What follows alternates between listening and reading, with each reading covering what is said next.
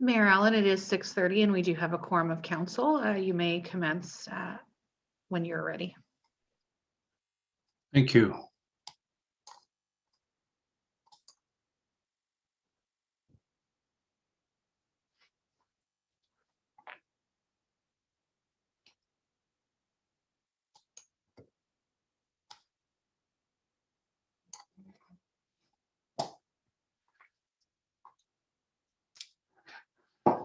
Okay, can I have a mover and seconder to call the meeting to order, please?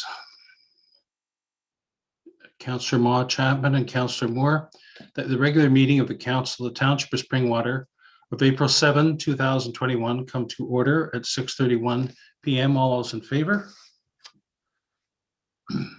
That is carried. Due to COVID, Council is taking the necessary steps to limit in-person meetings. So the meetings are being held electronically and they're being live streamed as well.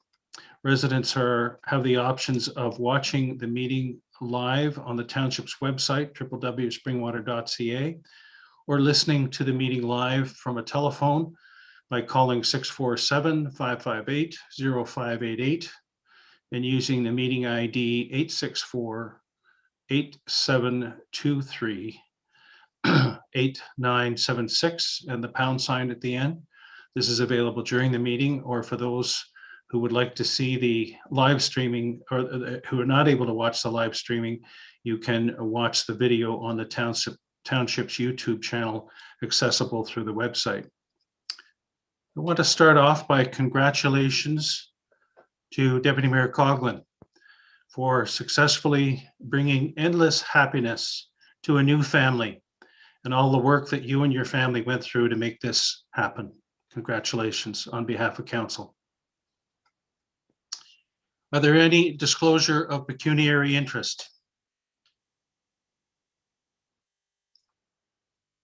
All right. Deputy Mayor Coghlan. Thank you. You caught me off guard there. So yes, I do it at 8.8. And just to pass it along, happy birthday to Councillor Maude Chapman. Just to Oh, yes. put that over there. Yes. Thank you. Thanks. Okay.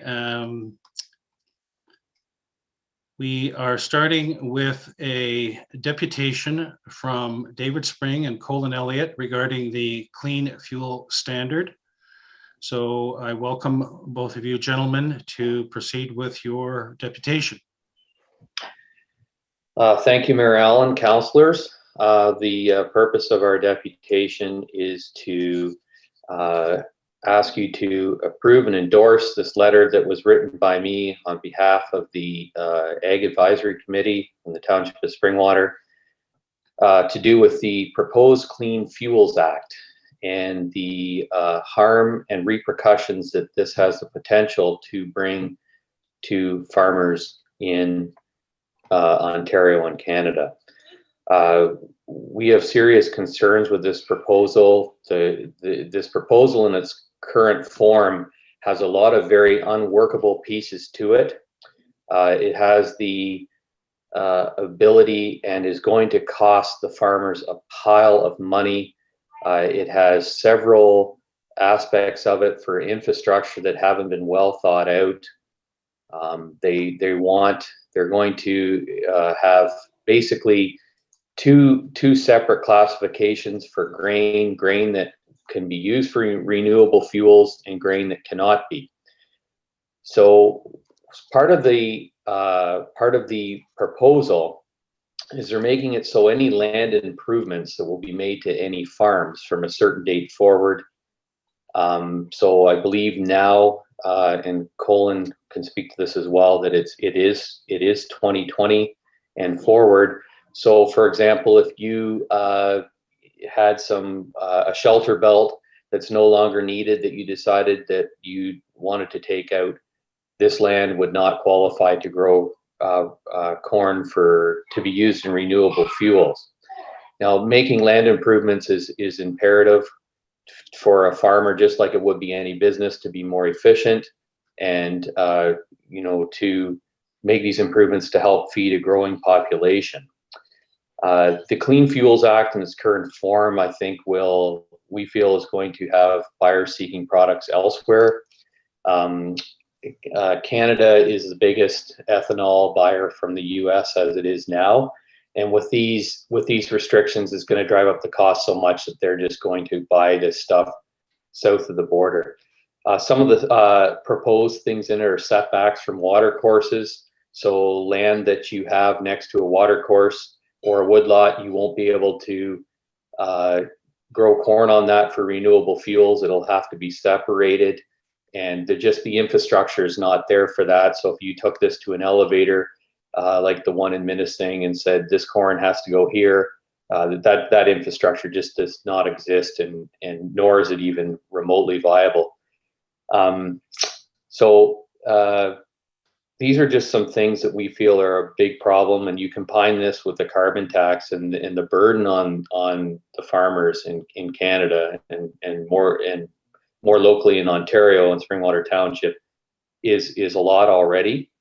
And we feel that this needs to be addressed for the long-term viability of farms in Simcoe County and Springwater Township and Canada for that instance. So we ask that you approve this letter and endorse it and send it on to Doug Shipley.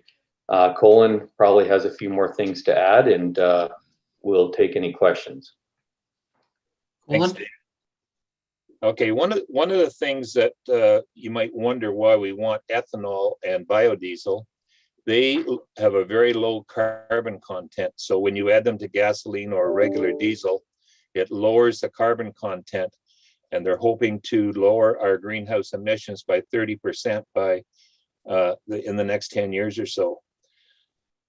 And the other thing is, to be able to ship to an ethanol plant, you have to have your farm certified. So an inspector would come out and he'd say, well, you've got a farm next to water there. You can't use that field or 30 meters to go for renewable fuel. And it's impossible to separate it. The other thing is we import 40% of our ethanol from the US, about 1.8 billion liters per year. And if we put the cost up to the ethanol plants, they'll just buy it from the States and pay the carbon tax. So we just want to have a fair break for Ontario farmers, because they're going to end up with all the cost of this. Thank you, Mayor. Thank you, gentlemen. Can I have a mover and seconder to get this on the floor? Then I'll turn it to Clerk Ainsworth, Councillor Cabral, and Councillor Moore. Clerk Ainsworth, can you read the motion and some suggested wording added to the one that's on the agenda? Thank you, Mayor Allen. So the motion as it sits on the agenda is simply to receive the delegation. As per the request of the chair of the Agriculture Advisory Committee, in the letter attached to the agenda was the request for a motion that would receive the delegation, as well as add that council support the letter from the Agricultural Advisory Committee regarding the clean fuel standard, and that a copy of the letter be sent to MP Shipley on behalf of council and the Agricultural Advisory Committee. If council would like to see that pursued, it would be an amendment to the main motion. Can I have a mover and seconder for the amendment? Deputy Mayor Coughlin and Councillor Ritchie. Discussion? Councillor Ritchie and then Councillor Cabral. Thank you, Mayor Allen. Just through to Chairman Dave Spring and Colin Elliott. Thank you for bringing this forward and bringing it to our attention. It's an absolute travesty to see this. There's just more regulation being dumped on farmers. So I'm glad you're bringing this forward and taking a stand. I support it 100%. I hope the rest of council members do too. Thank you. Thank you. Councillor Cabral. Thank you, Mayor Allen. I actually would like to see this go a little bit further than simply endorsing it and supporting it. I'd like sending a copy of it along with council's endorsement and support to Mr. Shipley. I don't know who the minister is federally responsible for this piece of legislation, but I think it should also go to that particular MP. I think it would also be worthwhile to send it to the provincial ministers as well, that being our own minister for our riding, which would be Mr. Downey, as well as the minister responsible for agriculture, so that they know that the township is behind the farmers here. And I would also ask that, similar to other jurisdictions in the province of Ontario that do share information amongst themselves, being the other municipalities, that this also be forwarded to all of the other municipalities, so that they know that this is the stand that Springwater's taking. I think it's important that we do that because a large number of the municipalities are rural in nature. Those farmers will be experiencing the same thing that our local farmers are, and probably most likely have the exact same concerns. So that would be an amendment that I would like to see added to the motion as well, as to where this document is distributed. Thank you. Clerk Ainsworth? Thank you, Mayor Allen. I have changed the last paragraph to include the federal minister responsible for this act, MPP Downey, the Minister of Agriculture, Food and Rural Affairs, and all Ontario municipalities, as well as in addition to MP Shipley. Thank you. Okay. And the mover and seconder are all right with that? Yes, okay. All those in favor? That is carried. Okay, thank you, gentlemen. You'll obviously receive a copy of what is sent. Thank you. Thank you. Okay, moving on to 3.2, the proposed aggregate pit expansion 1196 Ann Street North. We have a presentation, a delegation from Darren Vella of Innovative Planning Solutions regarding this proposed pit expansion. Also attending the delegation are Mr. Ed Ices and Mr. Mike Ices, who are the applicants. So Mr. Vella, please proceed. Good evening, Your Worship. Am I going to share the screen, or is that going to be done? So I see Clerk Ainsworth saying yes, so I will go ahead and do that.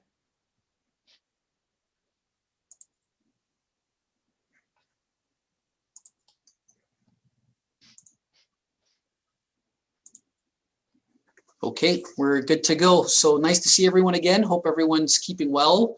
So Your Worship, this evening we're here to talk about a few different things as it relates to this property.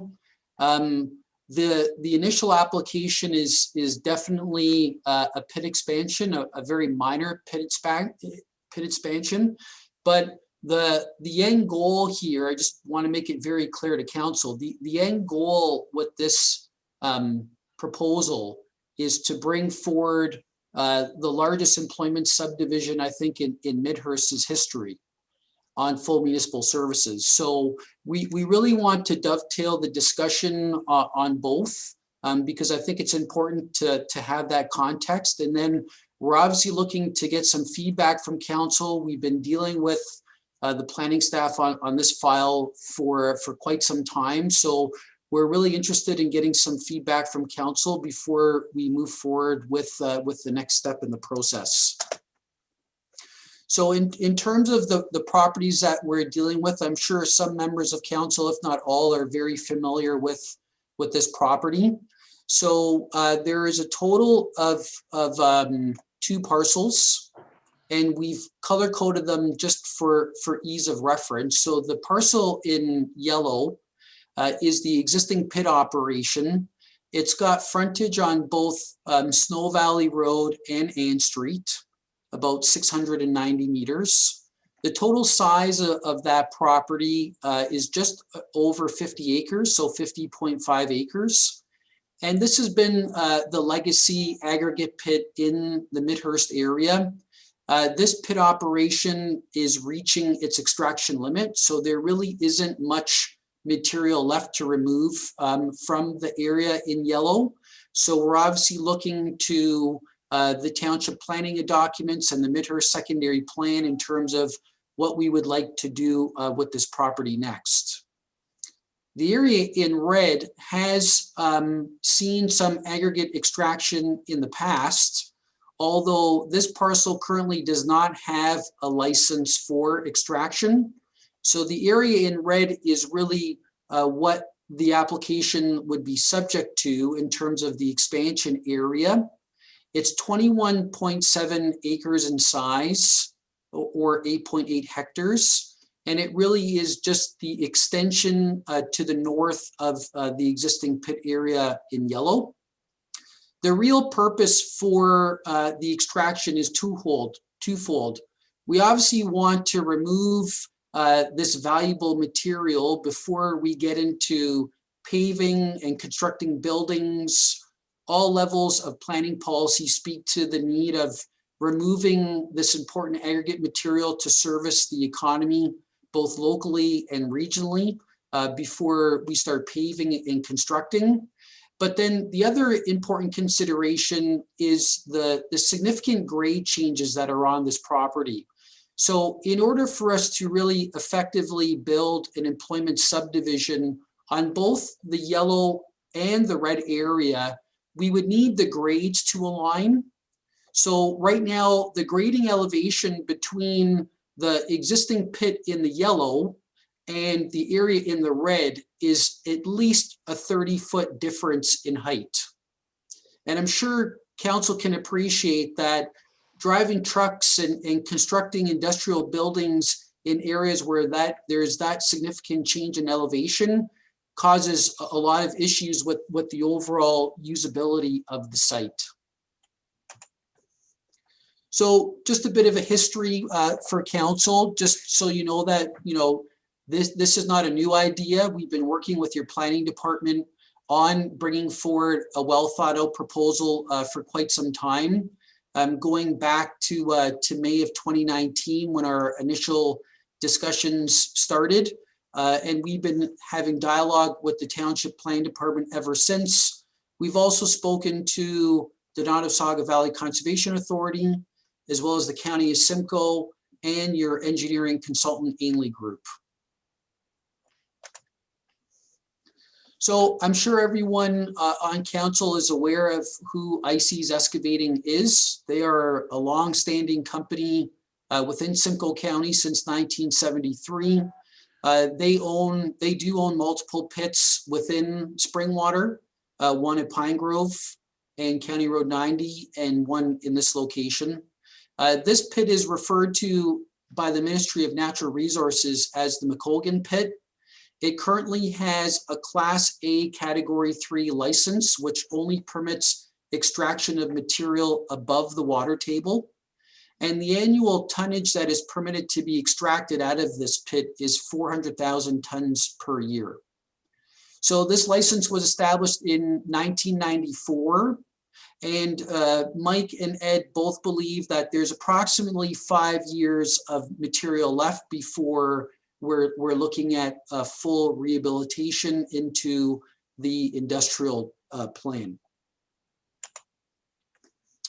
So we've gone through this. So the area in yellow is the existing pit. The area in red is the proposed pit.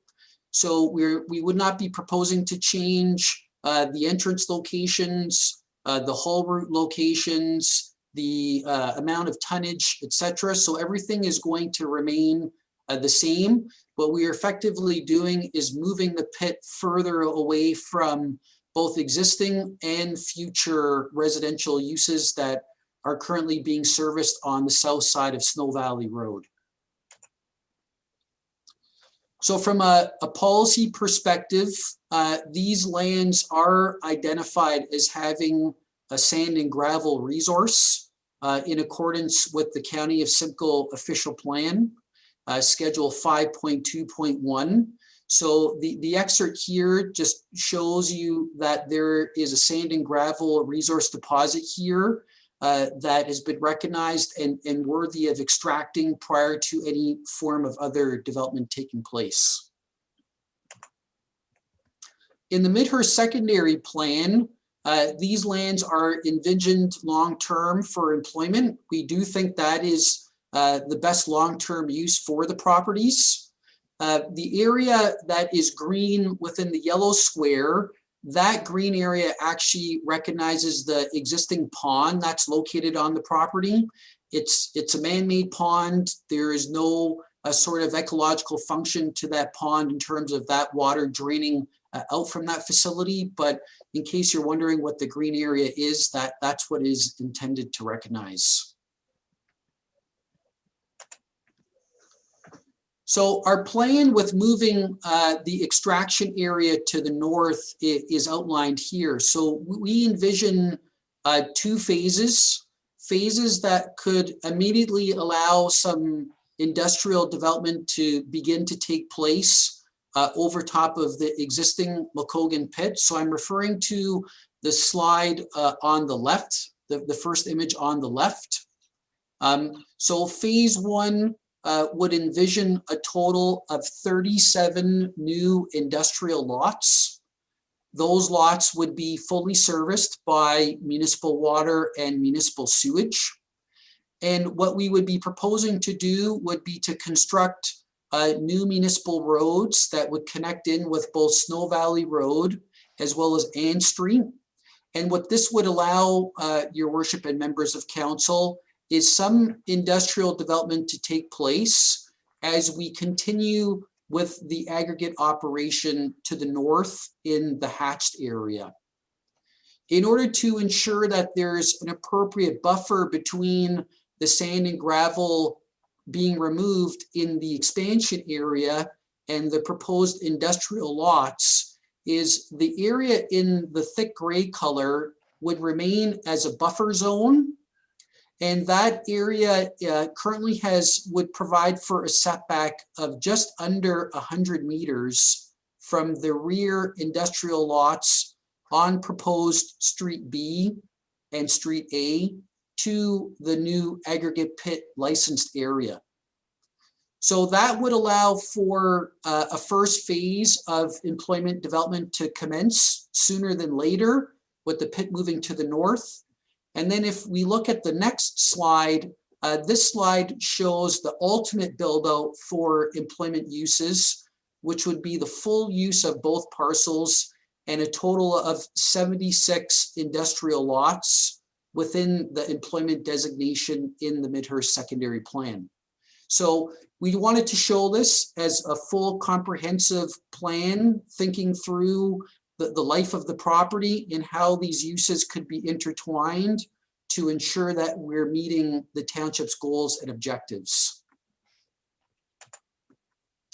So from a policy perspective, the Ministry of Natural Resources does regulate licenses for aggregate operations. We would be applying to relocate the existing license onto the red area and effectively moving the aggregate area further away, as I mentioned, from existing and future residents.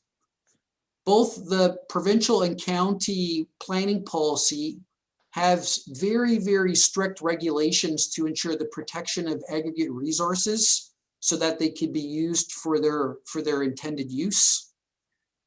The growth plan also has this type of policy framework that deals with protecting those aggregate resources.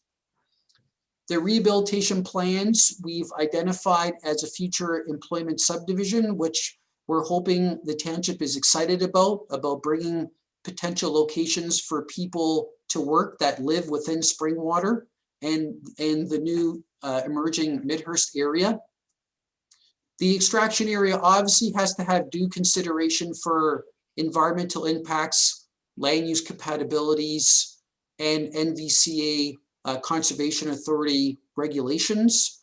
This will all be part of our full application submission to the township once we get to the point of submitting a complete application. So I'm sure everyone is aware of the importance of aggregate resources. We feel that there is definitely an opportunity for these resources to even be used at the local level within Springwater. With the amount of development taking place in Springwater, these resources could be used locally. And if not locally in terms of Springwater, definitely within the Simcoe County region. So in conclusion, Your Worship, I really don't want to talk anymore because I'm really interested to hear what council has to say. But we're looking to get council's input on this proposed aggregate pit expansion. It's an expansion to the north. It would require planning applications for official plan amendment as well as zoning bylaw amendment, and then ultimately site plan approval. And we're hoping that the township sees this vision as a positive impact on the community, both now and into the future. So with that, Your Worship, that concludes my presentation. Thank you, Mr. Vella. We'll start by getting a mover and seconder to get this on the floor for discussion, please. If you could remove your presentation, then I get to see all the councillors, please, Mr. Vella. Absolutely. Thanks. No problem. Councillor Cabral and Councillor Moore. Before we get into questions and discussions, I just remind you that the normal planning process, as you're well aware, is that once an application, a planning application has been submitted and is deemed complete, there's a statutory public meeting, there's a report to council with all of the details. And that's when council can constructively provide comments along with the public. So before we have questions, I'll turn to Director Spagnell just to make a comment, please.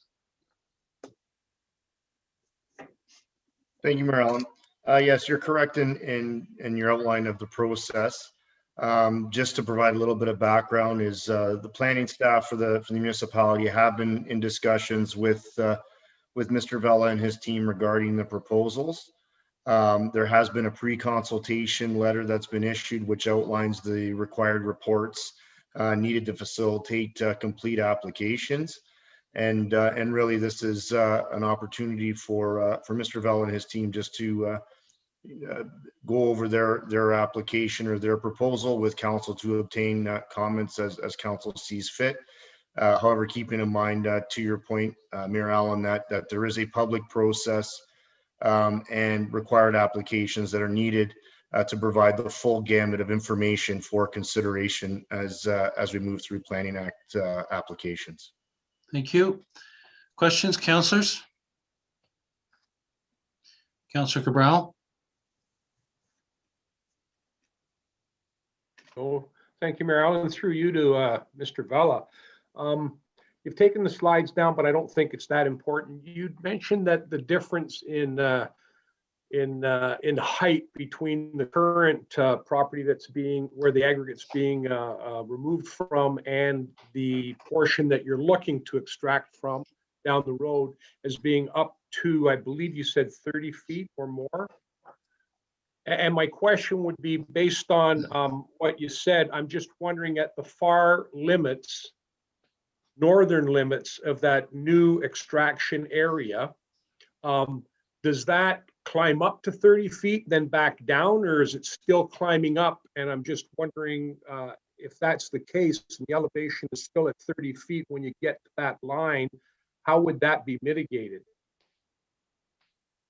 Through Your Worship to Councillor Cabell, so that's a very good question, Councillor. So the Aggregate Resources Act does not permit extraction to a certain distance to your property line. It's kind of like a zoning setback for a building.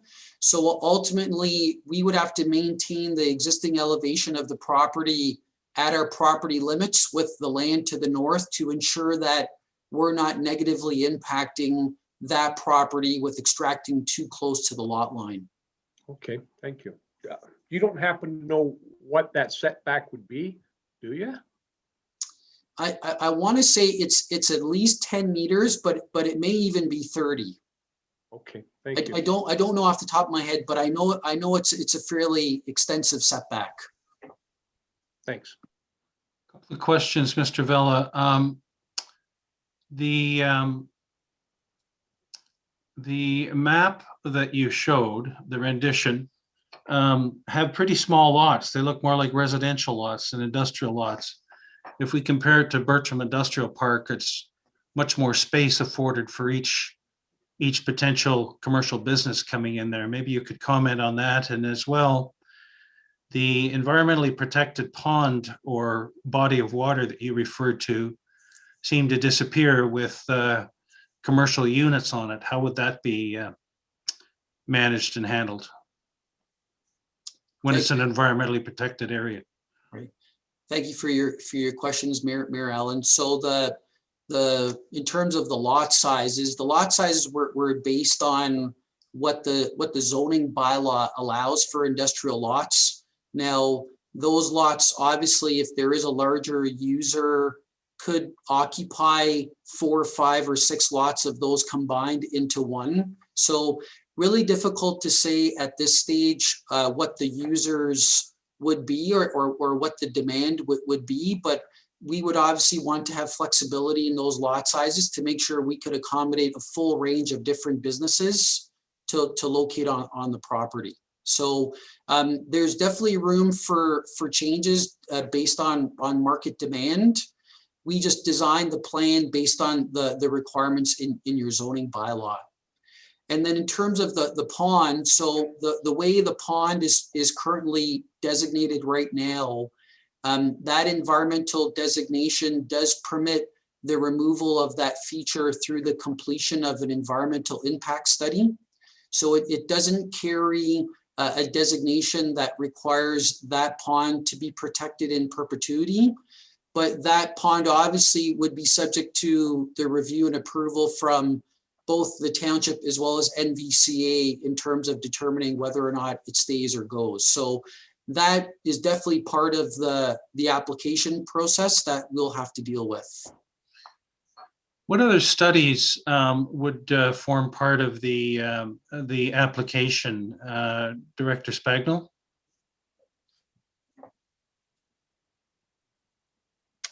Thank you, Mayor Allen. Studies related to functional servicing, environmental impact.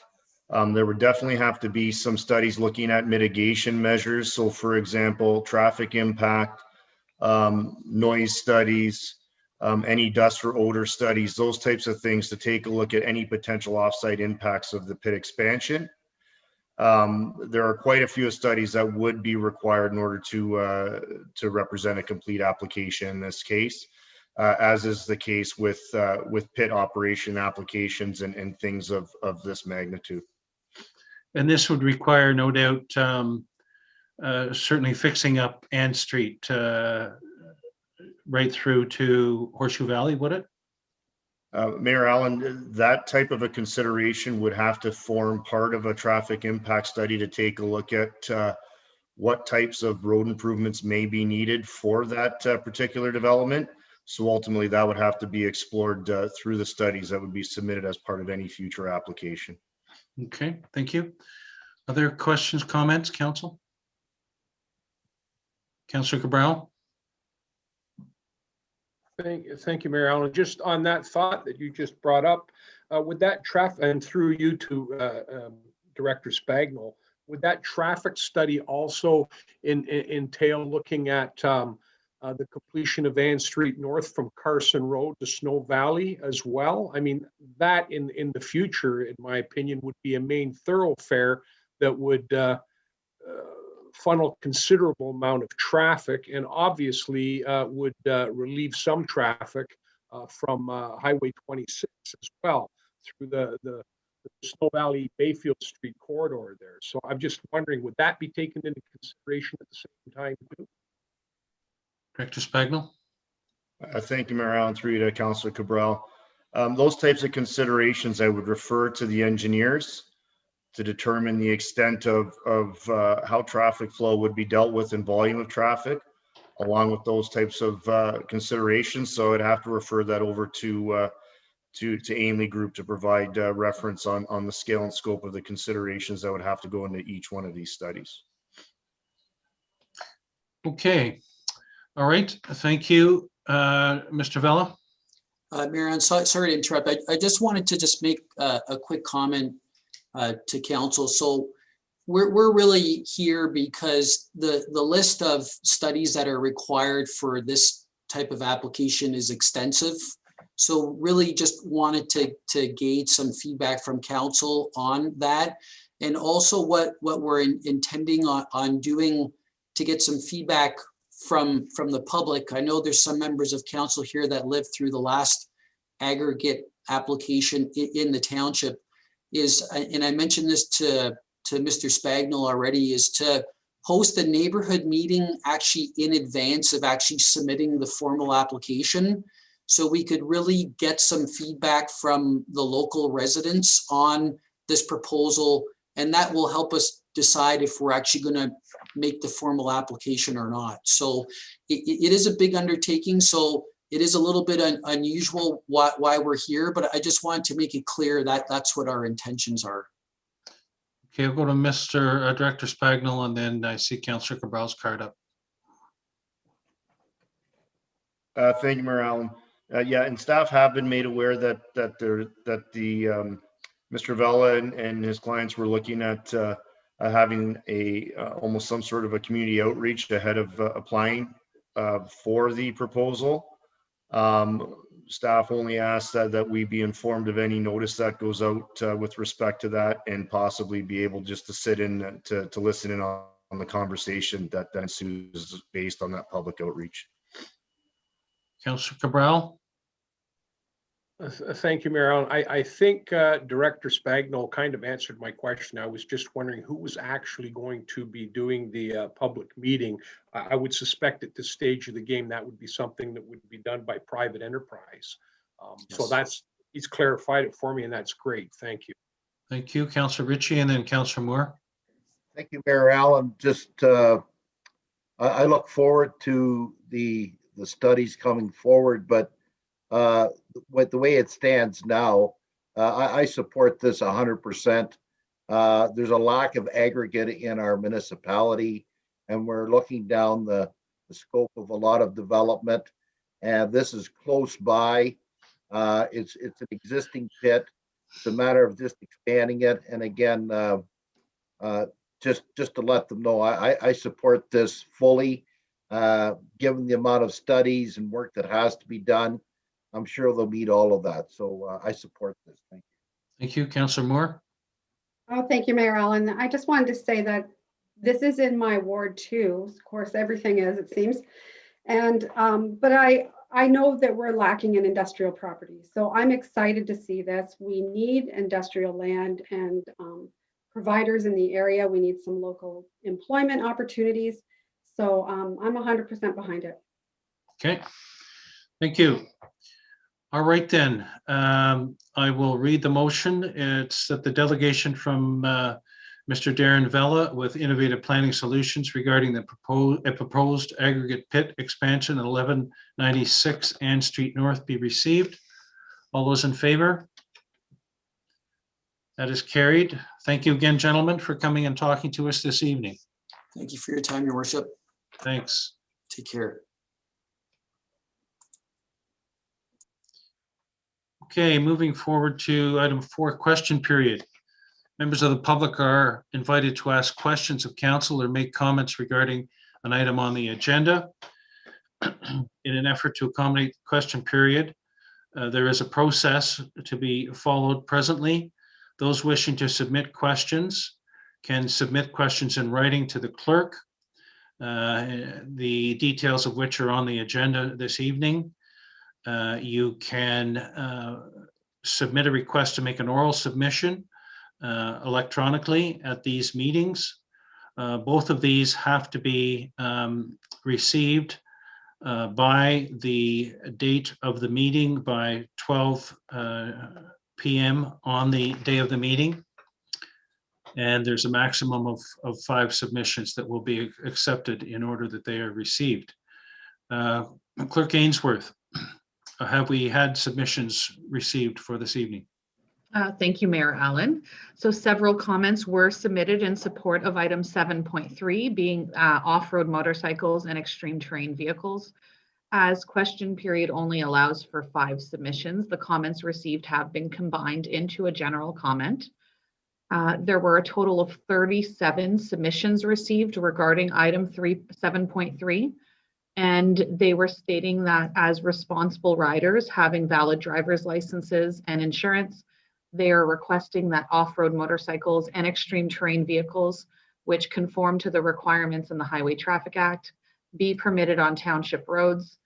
The commenters urge council to move forward with option 1 provided in the report. Thank you. Moving on to minutes of council 5.1. Can I have a mover and seconder to get these on the floor, please? Councillor Mott Chapman and Deputy Mayor Coughlin. Are there any comments with respect to any of these minutes? All right, the motion is that the minutes of council listed herein be approved as presented. Regular meeting of council, March 17, 2021. Special meeting of council, March 22nd, 2021. Special meeting of council closed session, March 22nd, 2021.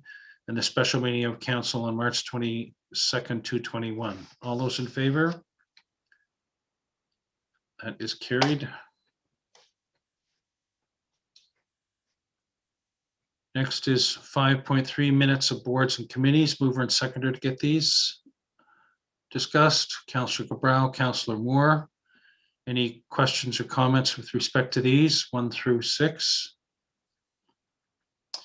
Okay, the minutes of the Planning and Development Advisory Committee, August 6, 2019. Agricultural Advisory Committee, January 19, 2021. Midhurst Community Recreation Association, February 4, 2021. Springwater Township Library Board, Feb 16, 2021. Heritage Advisory Committee meeting, Feb 23rd, 2021. Recreation Advisory Committee meeting of February 23rd, 2021. All those in favor? That is carried. Correspondence and information, there are no items, so we move on to the action report option items. 7.1 is pertaining to the pilot community garden. Can I get a mover and seconder to get this on the floor, please? Councillor Cabral and Councillor Mott Chapman.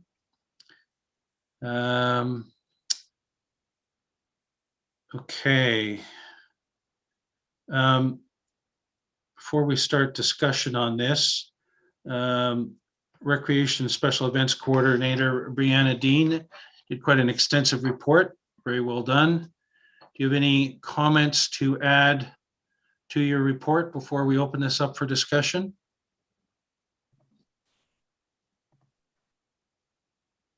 Good evening. Thank you, Mayor Allen. Good evening to council. I don't have really any further comments at this point.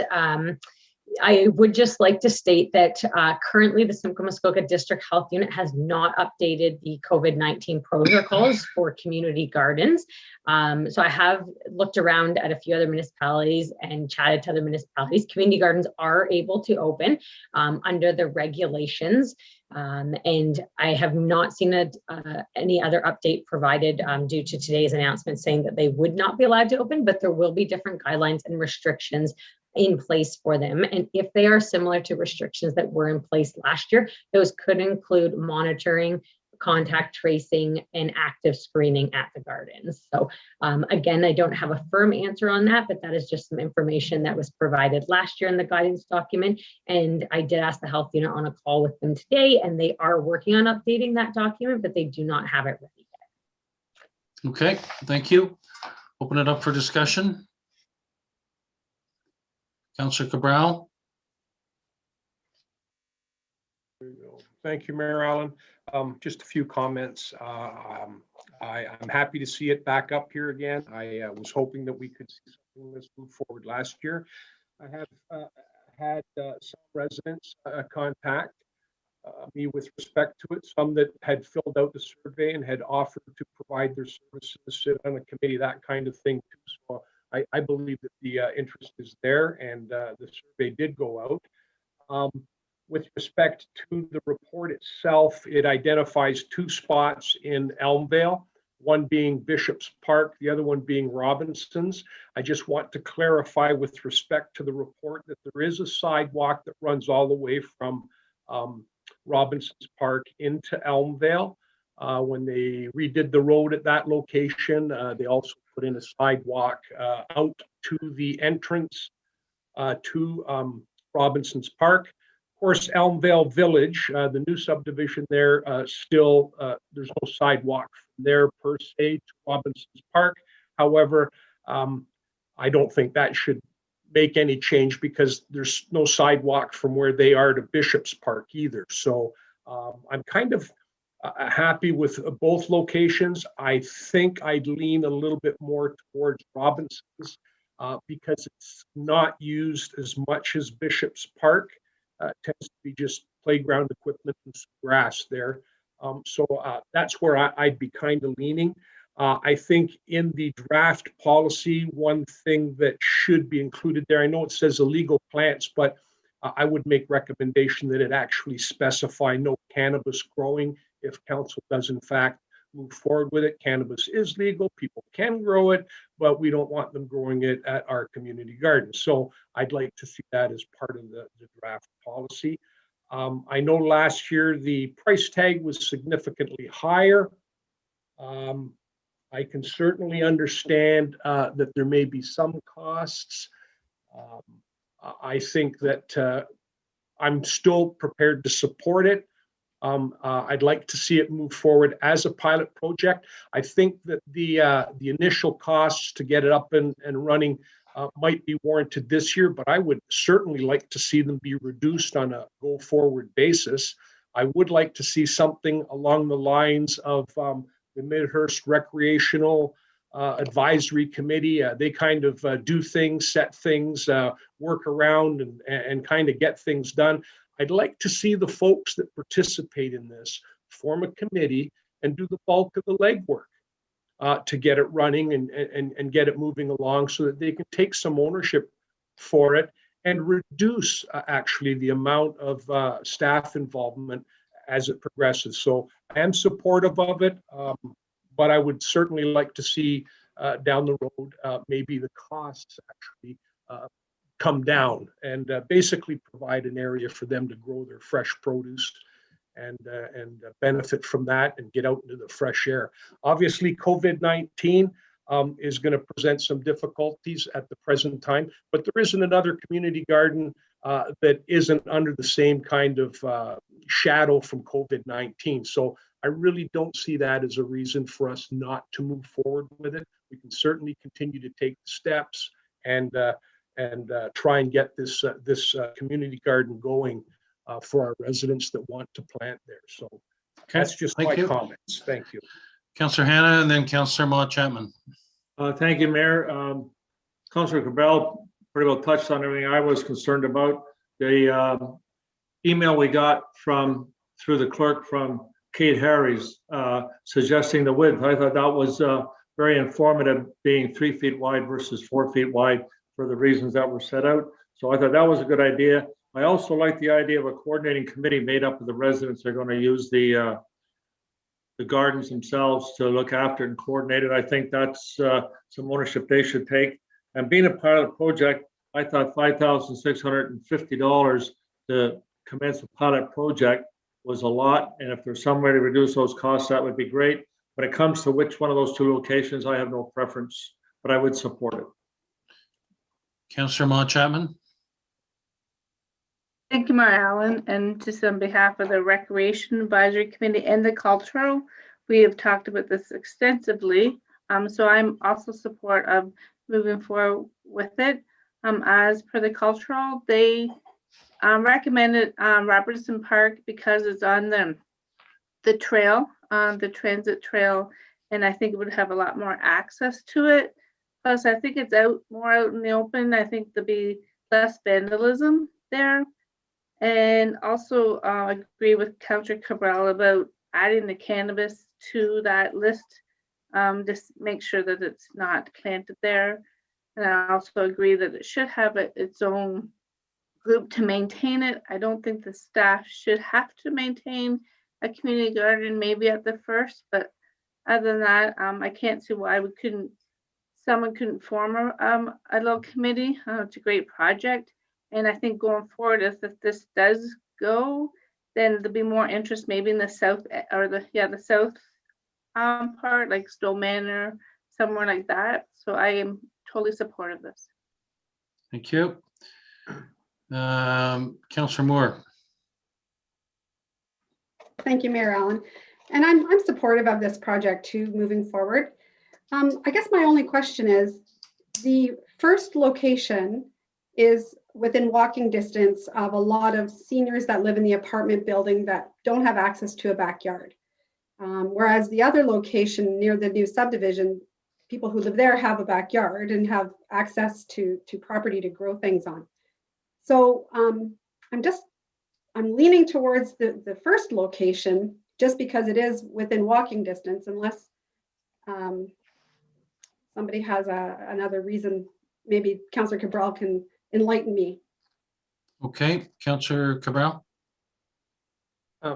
Thank you, Mayor Allen. I, to be quite frank with you, I'm stuck on the fence for the exact same reasons that Councillor Moore is mentioning. There are seniors that probably would like to. There's the condominiums and whatnot there on Young Street that might like to avail themselves of a plot of land to get out there and do it. Bishop's Park certainly does work. There was a point I was going to make with respect to Robinson's. Both of them have the amenities that are required. So to my way of thinking, I'm wondering if it might not be worthwhile, since we do have some folks that actually gave their information when they completed the survey, if there might be an opportunity to reach out to those people that were interested and ask them if they have a preference. Because to be quite honest with you, if the majority of folks are going to be coming from the Queen Street area there and Young Street area to utilize the garden, and they want to walk there, it's a fair haul. And if you live up towards the cemetery, it's an even longer a walk. If that's where the bulk of them are going to be, Bishop's Park certainly makes more sense. So, okay, Deputy Mayor Coughlin, then Councillor Ritchie. Thank you, Marilyn, and through you, I was basically going to echo Councillor Cabral's comment there. I think that an opportunity does exist for us to reach out to those on the survey, and if the people that are going to be leading this have a preference of location over another, I think that's an opportunity for us there. So is it an option then for us to refer this back to have the draft for the cannabis to be included, but also that staff then reach out to the community that expressed interest initially to ensure that during these times that we do move forward with it, because I think that having that group behind it is going to be essential in making this a successful project. So I'd like to see that additional step put in there, that we take the lead of the community and those driving this project, because I would think it would be a mistake to choose a location to find out later that the bulk of those interested would have chose differently. Okay, so you're proposing,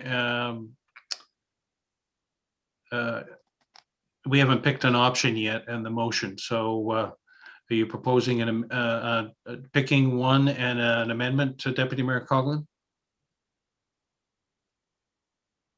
Thank you, Marilyn. I'm looking to defer, refer this back to Coordinator Dean to add an additional step in here, not to bring forward one location over another. Understand that Council has supported the two identified locations, and that we would then reach back out to the community of interest to seek their input on which location they would prefer, and also the cannabis to be identified. Okay, and do we have a seconder for that then? Councillor Moore. Now, Councillor Ritchie had his card up first, and then Councillor Maughan, and then Councillor Cabral. Thank you, Mayor Allen. I support. My question is, why can't we have both of them? So going forward, I think there's lots of people in town. The one at Bishop Park, it's not far from the Public Works Yard on William Street. Go down and work up. Either one, as far as that goes. So either one, doesn't matter, or both. I think it's a great initiative, get people out, and I think they're looking for a way to do that given the situation with the COVID. In regards to the cannabis, in the report that I read, I thought they did a great job in the report, because they mentioned about not growing any tall plants like corn. Cannabis grows tall. So it's a way of kind of rooting that plant out. I think they've done a good job, and I think the report, I think the wording speaks for itself. So you can't grow corn, you can't grow cannabis. Maybe they just need to specify it a little more. That's all I have to say. Councillor, who had it? Councillor Moore, were you next? Councillor Ma, I think. Oh, Councillor Ma, sorry. Thank you, Mayor Allen. Just another thing about Bishop Park, it does have some shade where I think Robertson doesn't have any shade. So that could be in a consideration going with that survey with the public. I'm fine with either or, and I like both. I'm good as long as we get something off. And I do agree with Councillor Ritchie. I thought the same, the tallness, but there's some people probably out there, if we don't mention it, might put it in. That's all. Okay, Councillor Cabral. Thank you, Mayor Allen. I specifically said cannabis only because some people aren't going to wait for it to get tall before they start smoking or eating it or whatever. I just want to step back to Bishop's Park. I think one of the comments that did come out was the availability of restrooms. And I was curious to know if Heritage Park, I believe there's a bridge that goes over the Wye River there. If Heritage Park, I believe it has washroom facilities there, or am I mistaken? Maybe Coordinator Dean might be able to answer that. Coordinator Dean. Thank you, Your Worship, through to Councillor Cabral and the rest of council. So Heritage Park does have washrooms. Currently under the COVID protocols, if washrooms are open to the public, they do have to be cleaned twice a day. So the washrooms at Heritage Park last summer were just opened at times when the pavilion was used or when it was rented. So they were not open at all hours of the day. So the same consideration for portable toilets at public facilities. So currently the plan was not to add public toilets to these areas just due to the cleaning requirements and demands required for them, but washrooms could be looked at being open for Heritage Park, or if there was a group coordinator that came about and did oversee the community garden, then it could be looked at for access for key or key sign out that could be along with that contact tracing as well. Right. Follow up, Mayor Allen. Yes. Just real quick, the COVID, to be quite honest, doesn't interest me right now. Whether the washrooms opened or closed, I know COVID definitely plays a role in that. But one of the questions was washroom availability. So what I'm suggesting is that we vote now specifically for Bishop's Park. As Councillor Ritchie had indicated, there's always opportunity to open another one down at Robinson's if this one's successful. But once COVID's over, if we had it at Robinson's Park, there'd be no washroom facilities. Once COVID's over, if it's at Bishop's Park, they do have access to a washroom facility that's public in nature. So I would suggest that we move forward, putting the cannabis, outlining it in the bylaw, and go with option one if everyone else is agreeable. And of course, I have to look at Deputy Mayor Coghlan to see if that would be okay with her, because she was going to put an amendment on the table. Yes, Deputy Mayor Coghlan, did you put it on the table? Did you capture that, Clerk Ainsworth?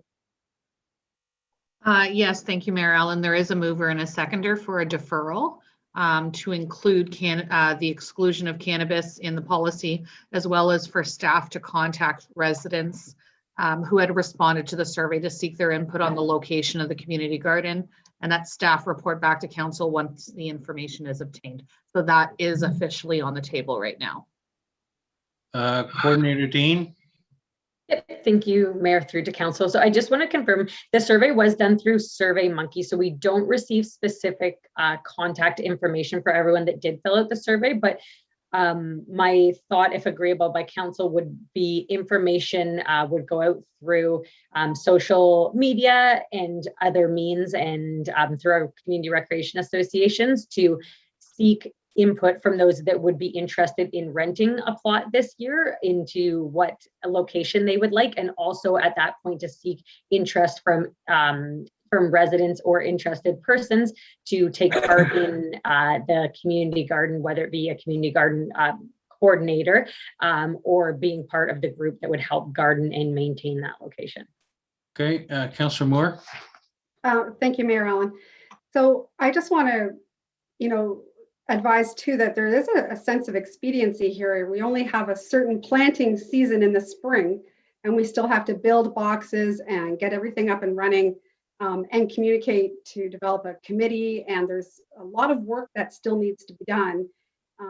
So I think deferring the least amount back to staff possible at this point, if everybody's agreeable to Bishop's Park, I say we go ahead and do that, and just try to move this thing ahead so that we can get it up and running this year. Deputy Mayor Coughlin. No, thank you, Marilyn. And through you, I'm absolutely happy just to withdraw the deferral. The intention was to streamline it and move it forward. But if that staff's willing to continue in that direction and our council's supportive of option one, then we'll move forward in that direction. I'm just concerned, with what we heard from the province today and this ramp up of the variants. If we put the work into spending $5,600 to get this thing ready, and you don't have the committed uptake of the people who were potentially committed before until they get vaccinated and wait for their period after that for protection, how's that going to be able to get this accomplished this year?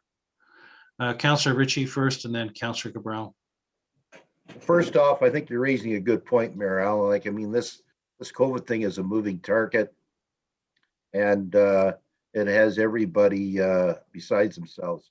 Having said that, I just want to switch back to the wording about we were talking about earlier there about tall plants in the report. There are certain varieties that are short, so I think it would be wise to maybe just tweak it a bit and put cannabis in there. Then that way, where cannabis or any related products or plants like that to be excluded in the growing, they can wordsmith it. But I think if you put cannabis in there, that way it's clear, because there is different varieties. I don't know. I'm just going by what you read. So, anyways, that's it. Okay, who else had their card up? Councillor Cabral. Thank you, Mayor Allen. Just to your point there as well. Yeah, we've had the lockdown, but I think it's going to take 2 or 3 weeks. Really, I don't know whether or not staff would be spending a whole lot of money right off the bat, because it's going to take 2-3 weeks to get these people together, find out what they want to do, see about forming a committee. And if COVID's still with it, then we're just going to have to tell them we're going to have to pause until we can open it up again. It's not going to be with us forever. People are getting vaccinated, and unfortunately, we waited a little bit too long this round to go, and now we find ourselves in a lockdown situation again for another 4 weeks. But I really think we should just move forward with it and leave it up to staff to follow the protocols. And once they have the residents that are going to be involved in the committee going, everybody will have an understanding of just how much and how far they can go. We're still in the middle of April. I mean, you can plant right into June, but at least if we're on the path and it falls apart, then it falls apart. But if we're on the path and things get better, these folks are going to have an opportunity to grow some fresh produce and enjoy it. So I'd still like to move forward with the motion. Okay, so the amendment was withdrawn. Clerk Ainsworth? Thank you. As there is mention still of putting in the policy a restriction of growing cannabis, I would recommend that an amendment be put on the table to amend the policy as such, as the main motion does approve the policy as it's written. Okay, Councillor Cabral has moved it, and a seconder with respect to that, Councillor Ritchie. Any further discussion before we go to vote? Oh, no. And what did we select then? Option 1 or option 2? Councillor 1, Councillor Cabral? Option 1, it'll provide washroom facilities at some point in time. All right. All those in favor? That is carried.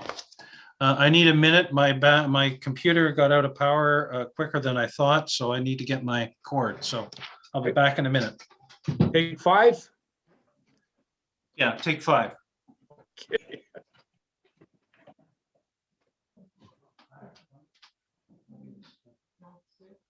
Is your water okay? I opened up and I couldn't see whether you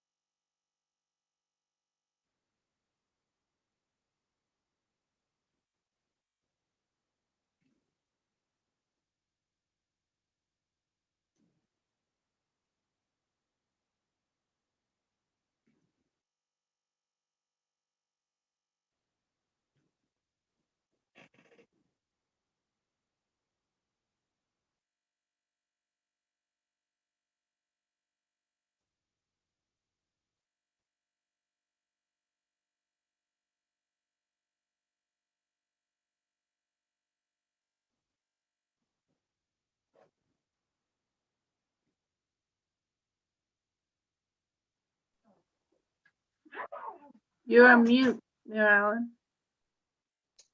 Thank you. 7.2, 2021 Springwater Swing Golf Tournament. Can I move and seconder to get this on the floor, please? Councillor Ma and Councillor Moore. I think the report's pretty explanatory. So I'll open it up for discussion. Okay, let's start with Councillor Ma and then Councillor Ritchie, then Councillor Cabral. Thank you, Mayor Allen. I guess with the new situation today, I'm a hard time even postponing it since the Barrie Country Club doesn't have any room as it is this year. So I like to see it. I also thought, well, maybe it might be easier to just move it to next year. But I also like to see if it's the same price or if it's going to cost us anymore. Maybe option 3, but I like to see a little bit more detail and to see if there's any more cost to it, and also what other councillors think. And I might have another question later, but that's my thought right now.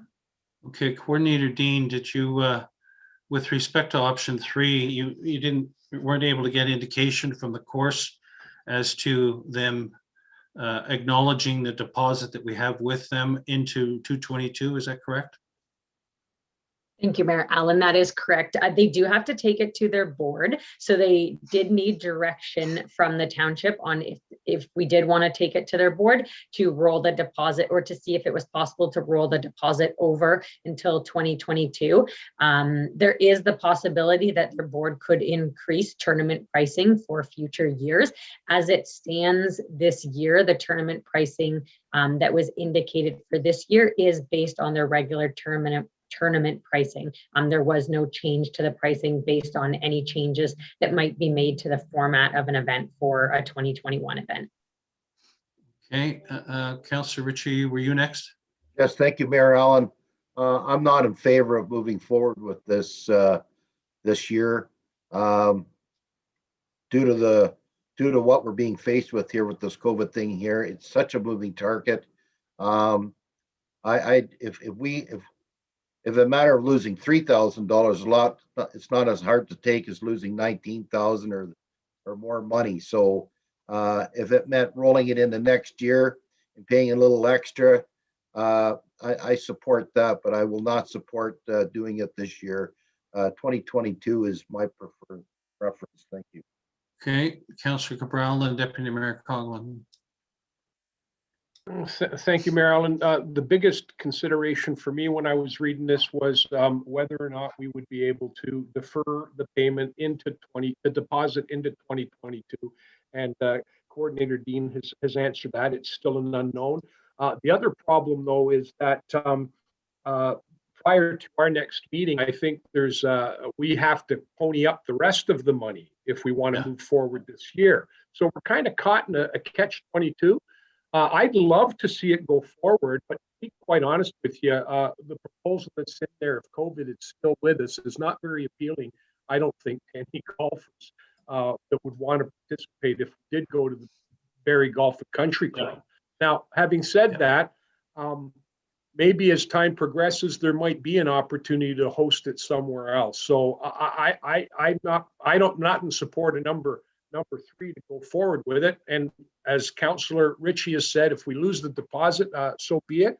But I wouldn't mind leaving the option available maybe into the beginning of May to see whether or not it still might be pulled off, because I think May will be a good indicator of exactly where we are with COVID. So I don't know if that's an opportunity for us or not, but that's my You're thought. fading out the end. We can't hear what you said at the end there. Sorry, that's my thoughts on it. As far as moving forward, we're kind of in a catch-22 with the deposit thing. So, that's just it. And I just remind you that the last time we had it at Barrie Country Club, it's the most expensive by far, the hardest to get the requisite number in a regular season, and now we're capped at 100 with charging more and offering less, basically. And in this environment, 7 weeks from now, it's it's a no-brainer that we couldn't successfully financially pull this off, I don't believe. Deputy Mayor Coghlan?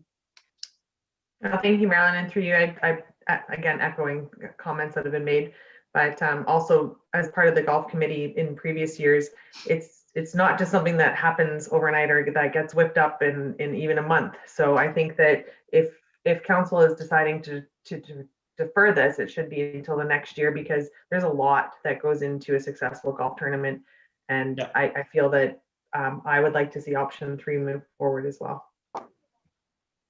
Okay, Councillor Ma?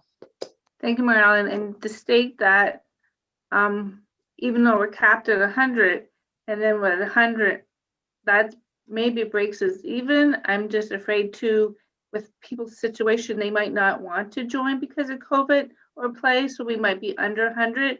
So I'd hate to say go forward and then we don't have the participation. So I'm also in favor of option 3. Okay, Councillor Cabral? Thank you, Mayor Allen. Just looking at option 3 there, I'm just wondering if it might be possible for us to take out the first line. Take out what? Take out the first line that talks about that council wishes to not proceed with the 2021 Springwater Swing Golf Tournament, and just go with direct staff to work with the Barrie Country Club to request the tournament be put over and the deposit used towards it, to see if that happens. Or are we all in favor of simply not proceeding forwards, taking into consideration what Deputy Mayor Coghlan said? So if we were removing the first part of option 3, it would still be not having it this year and approaching Barrie to see if they'd honor the deposit for next year. Is that what you're saying? Yeah, the motion would strictly speak to having the Barrie Golf and Country Club defer the deposit to next year for 2022. But I think if we did that, if we did, I think there's that, got to be there's got to be a statement. I mean, the commitment that we have is for June 14th, unless we cancel that and try to renegotiate into next year. So we have to make a statement with respect to what we're going to do this year. I don't know if we have to make that statement to the Barrie Golf and Country Club. Basically, they've tied us to June the 14th, and we don't see that as being workable. So we'd like them to take our deposit and put it into 2022. The only thing I'm suggesting is kind of like marrying option 2 with option 3, is let's leave the door open. That's all I'm suggesting, is maybe there's an opportunity to leave the door open and have this year's somewhere else. Of course, that's just my thinking on it. If council's of the opinion we should just kibosh it this year, I'm happy with that too. Okay. Deputy Mayor Coghlan. Thank you, Marilyn. I am of the opinion that we should be kiboshing it this year. We also have a rotation that's approved by council. So should we not have it at Barrie Golf and Country, there's a whole rotation that goes through that as well. I think that we stand to lose a lot more money than we do make money in this situation. So I would like to just direct staff to kibosh the date that's set and not even contemplate a fundraiser until hopefully things look better next year at this time. Okay, are the mover and seconder all right with option 3 as stated? Yes. Who was the seconder? Yes, okay.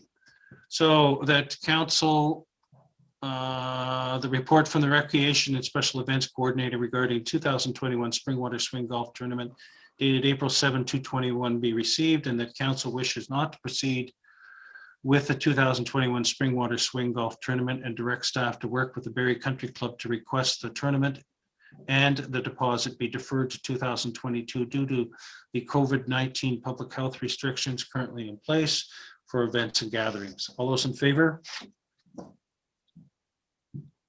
That is carried. Thank you. Moving on to 7.3, off-road motorcycles and extreme terrain vehicles. Can I have a mover and seconder to get this on the floor, please? Councillor Ma and Councillor Moore. open this up for discussion.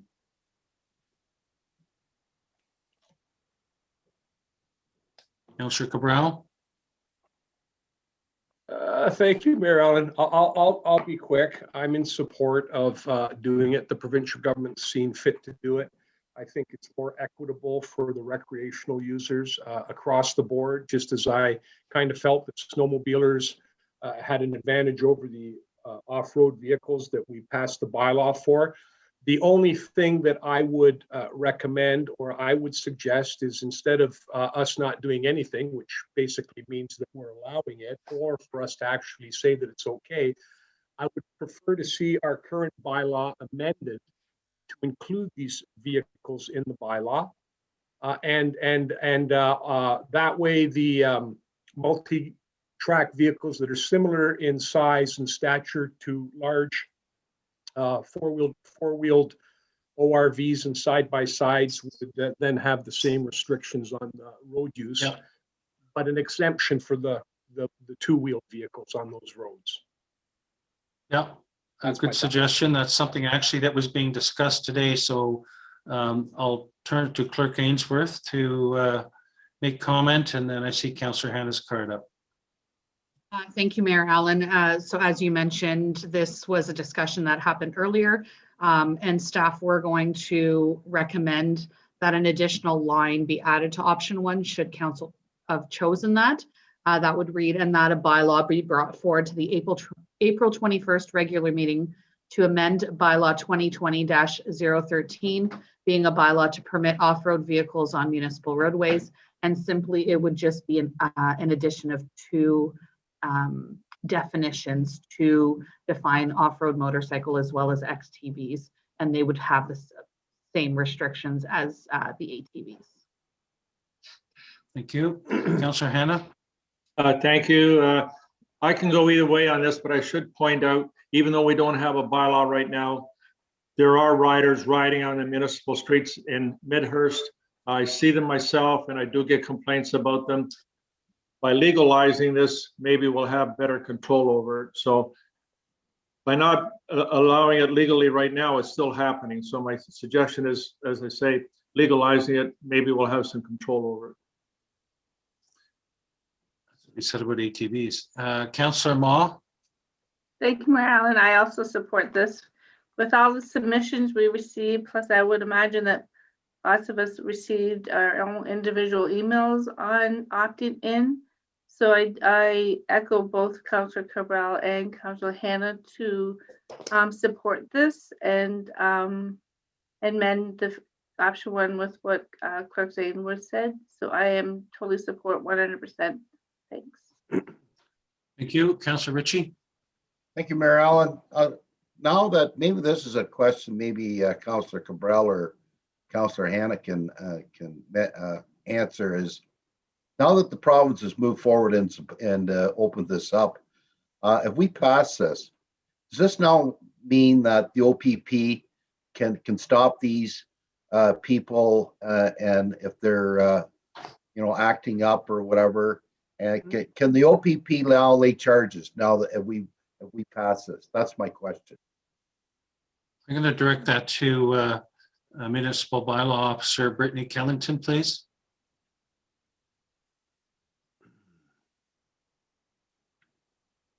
Through you, Mayor Allen, to Councillor Ritchie.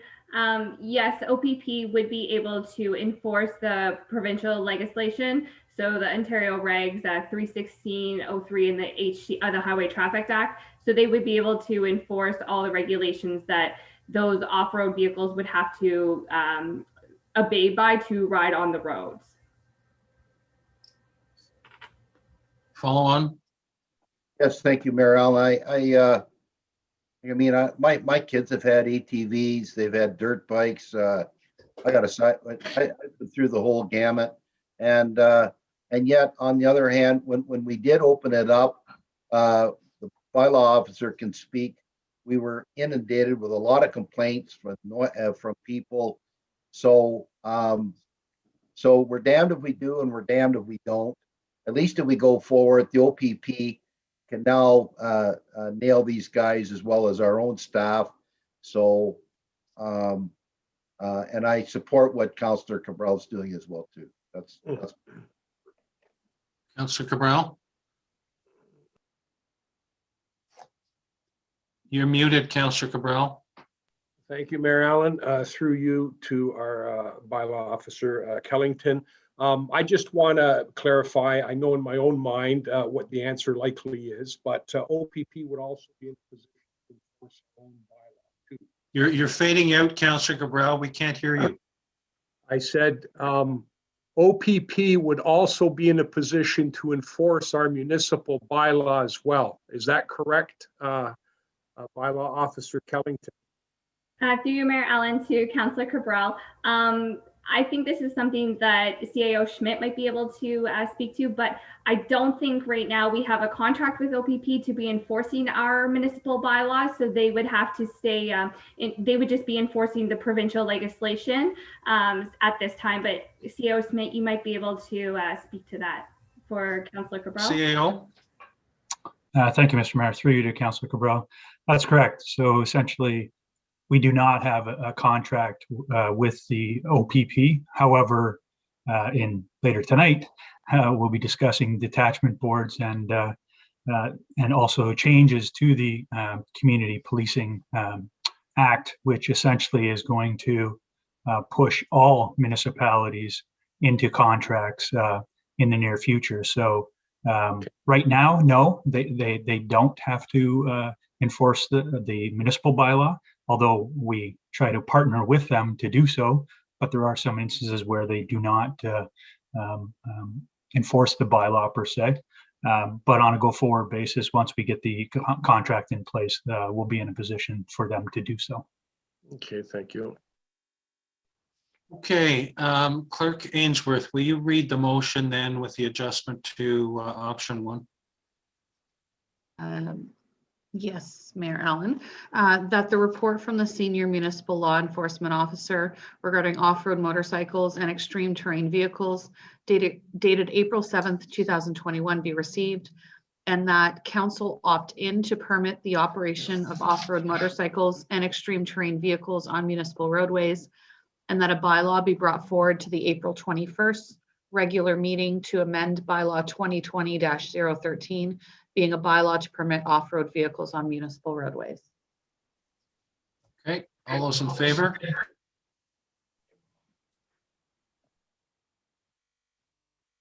That is carried. Thank you. Moving on to 8.1 action reports. Can mover and seconder to get these on the floor? Councillor Cabral and Deputy Mayor Coghlan. I see. Yeah, is that a request to speak or? Request to speak, sir. Yes, I just wanted to step back and reiterate that the two-wheel vehicles might be excluded from the road closures. They're not the same width or anything as the ATVs. Just a consideration when they're drafting up the bylaw. Okay. So a mover and seconder to get these action items on the floor, please. Councillor Moore and Councillor Maw. All right, questions with respect to these or pulling of them? Councillor Hannah? 8.3, please. Question or pulling? Question. Question.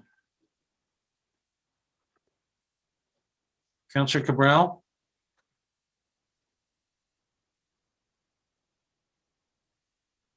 You're still muted?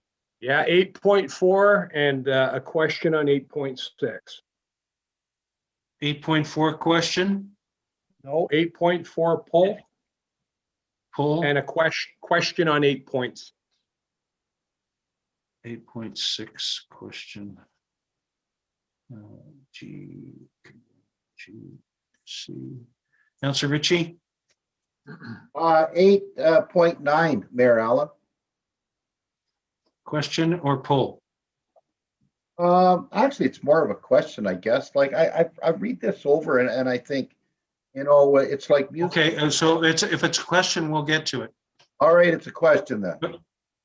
Okay. Clerk Ainsworth?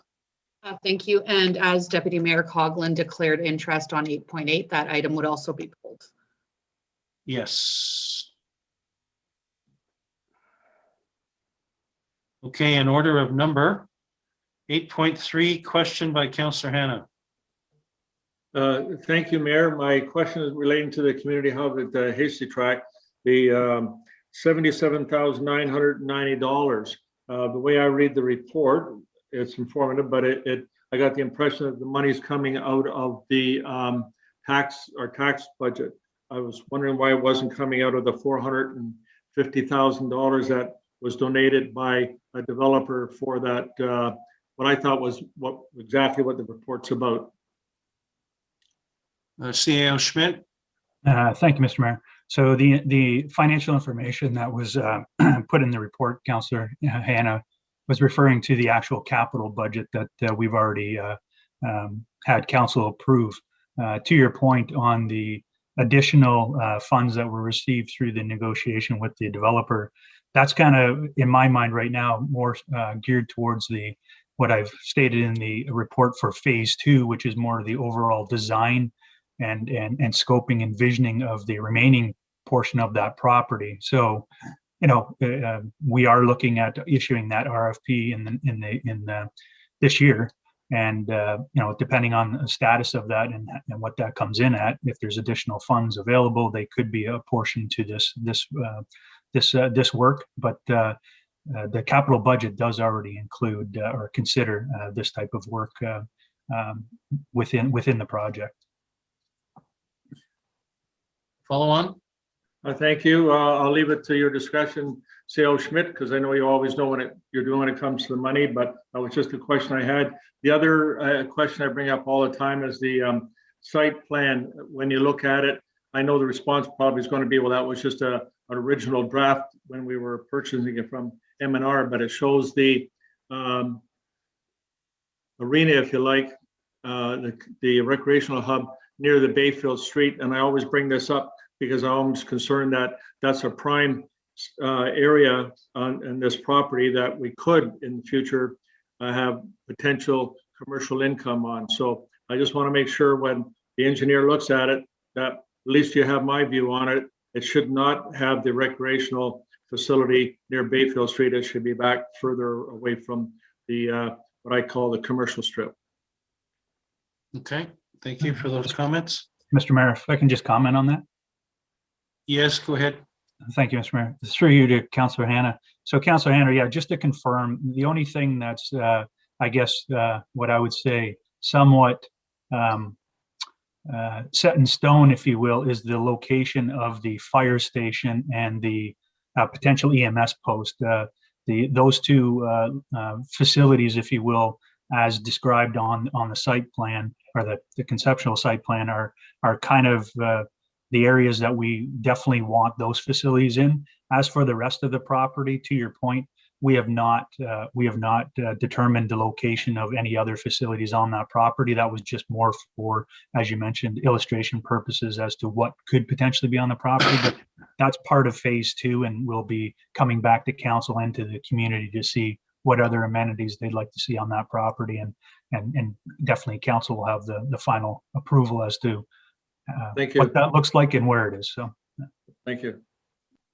Thank you. 8.6, a question, Councillor Cabral.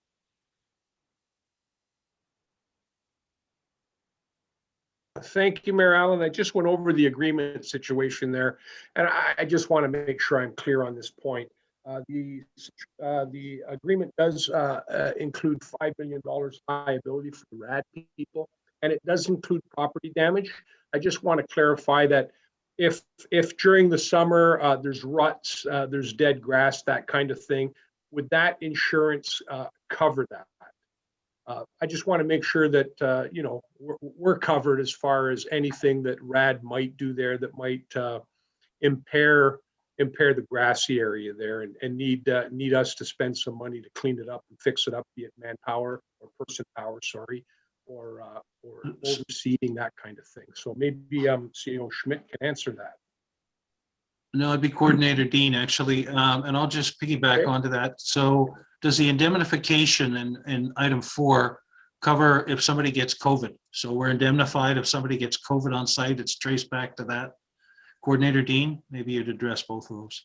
Yeah, thank you, Mayor Allen, through to Council. Councillor Cabral, I didn't catch the very beginning of your comment there, but I believe you asked if the 5 million liability would cover any damages to our property. So for the wear and tear per se at Tree Nursery Sports Park from the bike programs being there, if there was any maintenance at the end of the year that would need to be done, that would be operational maintenance that would be done by our operations team. If there was a real safety concern with it from Rad Adventure standpoint, they would need to contact the Recreation Department, myself or Ryan, to have the site looked at to determine what the best way to move forward would be from that. And in terms of liability for anyone that might hurt themselves on a rut, if that was more the question, the liability would cover them for any injury that might happen on the property. Right. Follow up, Mayor Allen? Yes, go ahead. No, I was actually not liability for the other stuff. I read it fairly carefully and it did specify property damage. If they're riding their bicycles and they're killing the grass, so many kids riding on it and putting ruts into the ground and stuff, I think RAD should be paying to rejuvenate, replant, that kind of thing. I don't think our staff should be put in a position, because that's not regular maintenance. That would be something that we'd be doing to rectify what they had already done. So when I saw the property damage aspect in the contract, I just wanted to make sure that that property damage aspect, if it's going to cost us $250 a man time or person time, and overseeding and seeds and whatnot to rejuvenate that field because they've used it all summer long, I don't think township should be on the hook for that, or the staff should be remediating it. I think RAD should be the one that covers those costs. So that's what my concern was. Okay, and my COVID question? Yep, through you, Mayor Allen, to both. I will answer Mayor Allen's question first, and I think Sayo Schmidt has something to add for Councillor Cabral's as well. So yes, the indemnification clause does include verbiage to relate to COVID-19 and any instances where they might say that they contracted COVID-19 through being at a Springwater Township facility. So majority of insurance programs now and indemnification clauses do have that wording in now to say that it is an airborne virus, and it can be contracted by being out at public spaces, specifically in this case at a township of Springwater facility. And Councillor Cabral, just to add on to your comment there, the wording that is in that contract was not worded in there to imply that Rad Adventures, and I believe, I don't want to 100% speak on their half, but their understanding as well from the agreement is that it does not imply that they would be paying for the expense to do the end of the year maintenance on that site of the property at Tree Nursery Sports Park that they were using. That is typically wear and tear on the property is paid for through the operational budgets by the permits price that the different operators use when they're on our property, for example. So if they're renting the baseball diamonds or the soccer fields, it would be covered in under the permit price, or would help to be recuperated in under the permit price. And that would be the same with the rental price that was set for Rad Adventures, is that recuperation of the property would be included in that currently in the way that it is worded. CEO Schmidt, did you follow on that?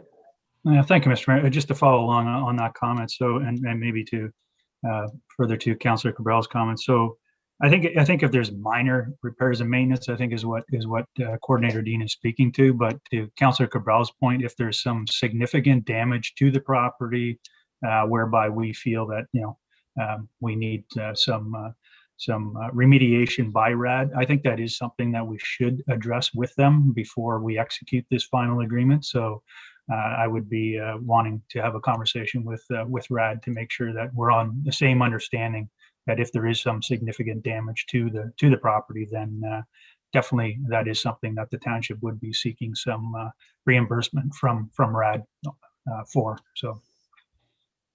Okay, Thank you. 8.9, Councillor Ritchie. Mayor Allen, I just wanted Question? to comment. I'm sorry. Go ahead. I just wanted to comment, like, I find this to be like musical chairs, like we just seem to be moving the name around, like it's been Springwater Farmers Market for all these years. I don't see what the problem is with it. You can change the name, but it still basically comes out to be the same. So is there been a lot of complaints about the name? Like, why are we changing it? Like, somebody answer that.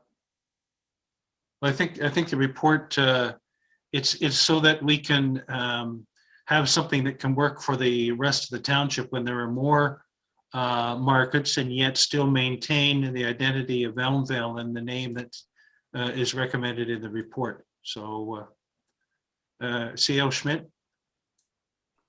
Thank you, Mr. Mayor. And just further to that, to Councillor Ritchie's comments, there has been some complaints, Councillor Ritchie, from another local business in the area that has a similar name.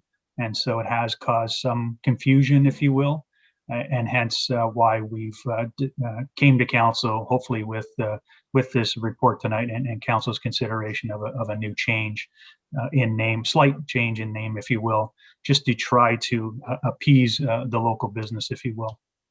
That's fair. Thank you. Okay, so I will read the motion that the action report items 7.2 through 7.14 be received, that the recommendations contained therein be approved as presented. 8.2, Anton Mills Community Center identification of heritage attributes. 8.3, phase 1 development of the community hub Hasty Track. 8.5, 2021-09 PW. No, sorry, that's being pulled. PW tag along float trailer RFP. 8.6 RAD Adventure 2021 agreement. 8.7 fire hazard safety grant. 8.9 Springwater Elmvale Farmers market name update, with the exception of 8.4 being pulled and 8.8 being pulled. All those in favor? That is carried. Okay, we're going to 8.4, which is 2021-09 PW Patterson Street reconstruction. Councillor Cabral, you asked to have this pulled. Yes, thank you, Mayor Allen. The reason I asked to have this pulled was because there's only $3,500 or so separating the one company from the other. And while there was some identifiers for Penn North Group as to the jobs they had completed, I didn't see any identifiable work that was done in Springwater for KJ, but the report from the consultant indicated that both of them were certainly capable of doing the work. The other thing is that apparently there was some kind of mathematical equation that was applied that I guess KJ was at the top, and then after they did the math again, they came in second. I'm just pointing out that it's only $3,500 that separates the two, but I did want to find out a couple of things. I wanted to know which projects that KJ might have been involved with, so that we can have some kind of an idea of the type of work that they do. And the reason I bring that up is that I was able to go online to KJ and find out quite a bit of information about them. But when I tried to do the same thing with Penn North Group, I don't even think they have a website. So it was very difficult to find out anything about that particular group. And the reason I bring it up again is that they did the job over on Lorne. They didn't complete it in time, and the residents on that street had to endure the entire winter with broken sidewalks. There was a big hole down by George Street that they just put an orange fence around, and I suspect they're coming back now to finish that work. But the folks on Lorne had to endure the entire winter without sidewalks being maintained or cleared because they were broken up. And that's how Penn North left them last winter. So I'm just wondering whether or not the KJ, if there'd been any jobs that they did where they'd left it in a similar state, because I'd really like to be able to provide staff an opportunity, because the difference is only $3,500, to select who they feel is the company that should be doing this job, as opposed to us just going with one that come out with the lowest price, given that the size of the work is well over $400,000 and the difference is about $3,600. I don't know exactly what the figure is, but just because I know what's gone on Lawrence Street, I'm just curious to know what kind of work we could expect if KJ was to undertake the road maintenance and fixing up there on Patterson. So that's my question. Okay, thank you. Manager Ha? Yes, thank you, Mayor Ellen, through you to Councillor Cabral.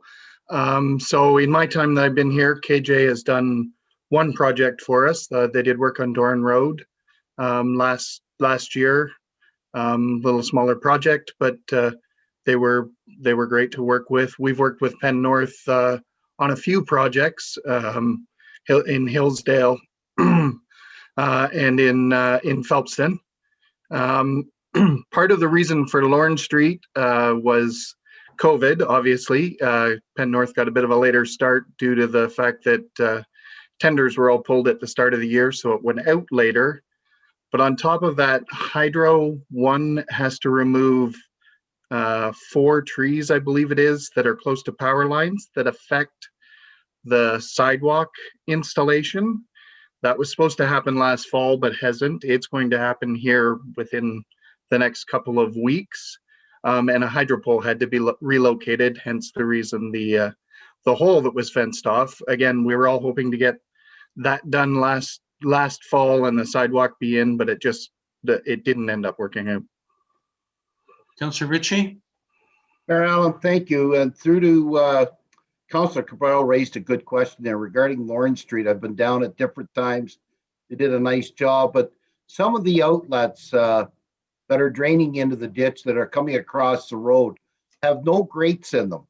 And that is a concern because I can see rodents, groundhogs, raccoons crawling up there, and it's just a matter of time before there's going to be a problem. And I'd like to know, the Director of Public Works, why they didn't put grates in these outlets. And that's one.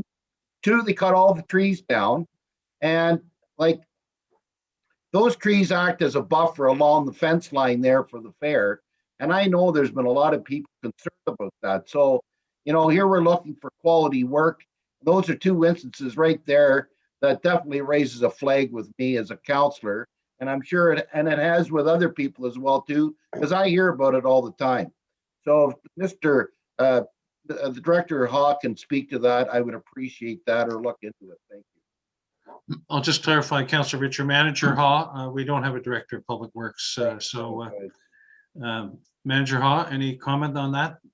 Yes, through you, Mayor Allen, to Councillor Ritchie.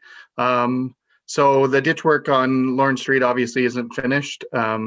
I will have them put grates in those pipes, but that isn't finished. There's actually head walls to go in as well. Unfortunately, yes, the trees had to be removed in order to fit the ditch in. There just wasn't room, but there is plans for tree planting to happen.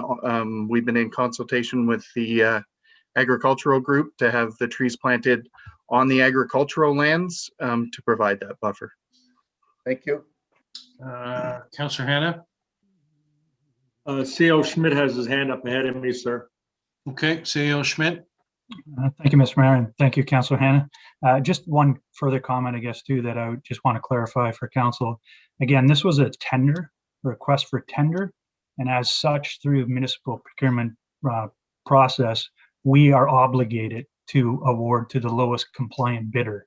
And if Council has challenges or issues or concerns with certain vendors, then that needs to come forward to council, and reports have to be done to essentially put that vendor on notice, so that they're no longer, we can put usually a time frame of 2 years, I think it is, whereby they're no longer able to, during that time frame, bid on township submissions or tenders, if you will. So we are obligated to award to the lowest compliant bidder. So we just have to be mindful of that as well. So, Councillor Hanna, did you want to comment? Yes, thank you. Manager Ha mentioned the Dorn Road. Some construction was done there. I believe you might be talking about the area in front of the Forest Hill School. And if that, I don't know which company did that. All I can say is I remember there was some issues there that staff should be aware of, and I think they are, with some drainage problems and ice water running over the sidewalks and so on. I believe it's been repaired. Just pointing out, not sure which company that was that did that, if that was the area. But the question I have, I guess, to the manager or Sheo Smith, the engineer is recommending which company we should have to be doing this job. If it wasn't for the engineer making that recommendation, would staff still be selecting the same company? Manager Ha? Yeah, through you, Mayor Allen, to Councillor Hanna. Yes, I would be recommending that we go with Penn North. We've used them. They've been great to work with. Part of the difference in the submission from KJ was they didn't include their contingency funds. That was the in their bid submission. So that was where the recalculation portion came from in the recommendation letter from the consulting engineer. CEO Schmidt, you wanted to make a point? Thank you, Mr. Mayor. And again, just to Councillor Hanna's question, again, being a formal procurement process, we are obligated to award to the lowest compliant bidder. So regardless of what the engineer's comments are, to be honest with you, as long as they're the lowest compliant bidder, we do have an obligation to award to them. Subject to, if they're not compliant, then obviously we have an out. But if they are the lowest compliant bidder, we have an obligation to award to them. Councillor Cabral? You're muted, Councillor Cabral. You seem to get the... There we go. There we go. I turn it off so that I don't interrupt anybody, Mayor Allen. So I sometimes forget to put it back on. I do apologize. I guess I'm a little surprised because most often for tenders, I've kind of seen it usually says they're under no obligation to accept any tender or price. I just want to clarify that when this went out, this request for proposal or tender went out, that it actually specified that the lowest bid would be accepted. That's the only thing I want to clarify, because if that's the case, I don't have any more questions because it's a done deal. Yeah, thank you, Mr. Mayor. So to Councillor Cabral's question, so to clarify, in all of our documents, whether it be a request for a proposal or a request for tender, there's always that out where we have the obligation not to award. But I guess, in this particular case, if we were not to award to Penn North and we decided to go to somebody else, and Penn North is the lowest compliant bidder, we have to have some pretty damn good justification as to why we're not going with the lowest compliant bidder, I guess is what I'm talking about. But again, that clause, as you stipulated, is a common clause that we have in all of our procurement documents. We're not obligated to award, if you will, but we do, in those cases, have to determine why we're not awarding. So, Councillor Ritchie? Mayor Allen, I just want to go back and speak with Manager Ha. I appreciate you moving forward and putting grates in there, but I have to say, Scott, that should have been done when they were doing that last year. In fact, it should have been a galvanized, much like you see with an outlet on an agricultural outlet with the grate in it. A lot of these are plastic. Yes, they'll be able to put a grate into it, but moving forward, little things like that, I think would have made they did a good job. But things like that, because somebody along Lawrence Street sitting in his basement watching TV might have a raccoon crawl up beside them there and start watching the movie with them. We're going to hear about this. It's going to be a shit show. Excuse the language. I take that back. That's my 2 cents. Thank you, Councillor Ritchie. Okay, can I have a mover and seconder? Do you want to speak? Is that a request to speak or a moving? No, real quick, just a comment for towards Director Hawk, question about Lawrence Street, if you might be able to answer it. My understanding is that there's going to be a proper chain link fence between Lawrence Street and the arena property. I just want to make sure because that came up during a conversation with a resident recently. Manager Haw? Yeah, through you, Mayor Allen, to Councillor Cabral, there will be a chain link fence going up along Lawrence Street, along the agricultural property. Thank you. Mover and seconder to approve the report regarding 2021-09 PW Patterson Street reconstruction. Councillor Ma, Councillor Cabral, that the report from the manager roads and fleet regarding 2021-09 PW Patterson Street reconstruction dated April 7, 2021 be received, and that the reconstruction of Patterson Street be awarded to Pennorth Group Limited in the amount of $471,069.18 excluding HST, and the mayor and clerk be authorized to execute the tender documents. All those in favor? That is carried. Thank you.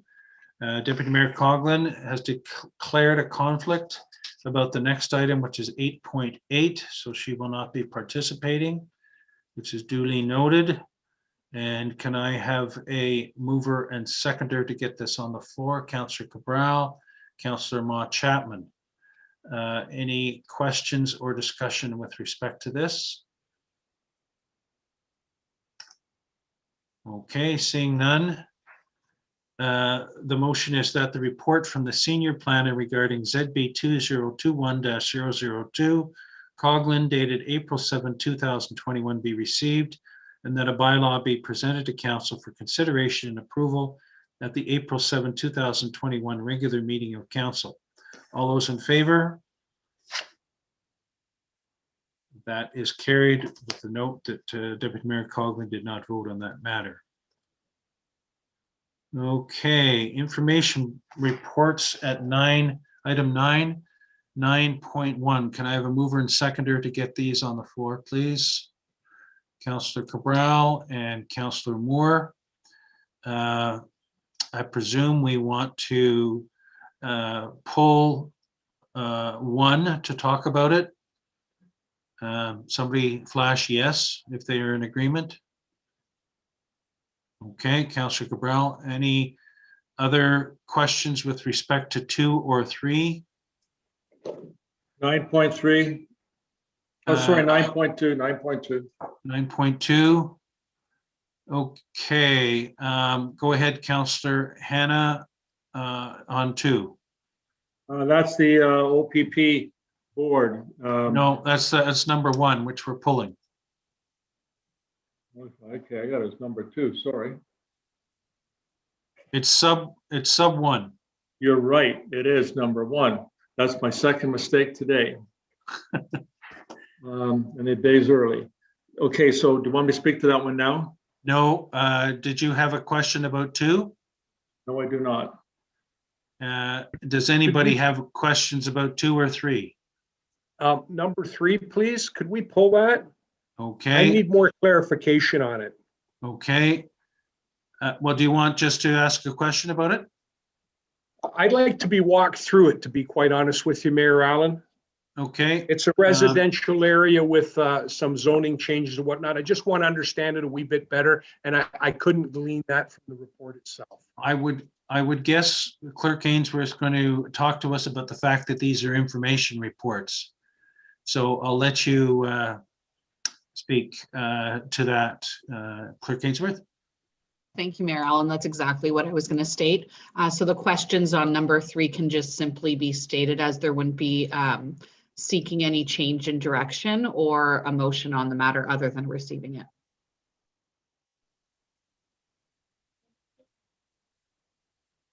Okay, so So does that mean we can ask questions on it when the time's appropriate, right?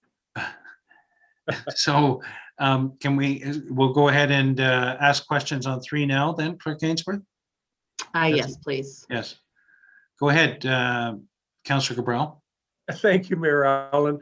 I just kind of trying to wrap my head around, and I have to apologize. We had a power outage here for just a second or so, and I've got back on through my phone on the Zoom meeting, but my other screen that I'm using here, it's still not booted up. But I just trying to find out if this one area on Ronald Road is going to be identified strictly as a parking lot. That's what I got from the report. Okay, is Planner Lisk okay? I see Director Spagnol, so maybe you can clarify for us, Director Spagnol. Thank you, Mayor Allen, through to Councillor Cabral.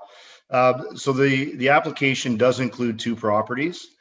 One of the properties, which would be 2415 Ronald Road, would provide some overflow parking for the property located at 2412 Ronald Road. And in addition to that, there would be some additional commercial uses that would also be added in through the rezoning and the official plan amendment process. So there are 2 properties that are forming part of the applications, and we will definitely clarify that through the public meeting process. Perfect. Just one more question, Mayor Allen, if I might. Go ahead, Councillor Cabral. Other than that one parcel that I think used to be a religious building, are there any other, I guess, differently zoned properties in the immediate vicinity outside of the residential area itself on Ronald Road? Director Spagnol. Thank you, Mayor Allen, through you to Councillor Cabral. In the immediate vicinity of this property, my understanding is that the properties are all zoned residential or designated urban residential. So for all intents and purposes, the area could be, or the neighborhood could be considered residential in nature. Okay, thank you. When this does come forward next time in the public meeting, can the diagrams be a little clearer than handwritten diagrams that we have to try to guess what is parking and what is a commercial unit? Staff will do their best, Mayor Allen, to clarify that with possibly some other renderings of some sort, just to clarify that.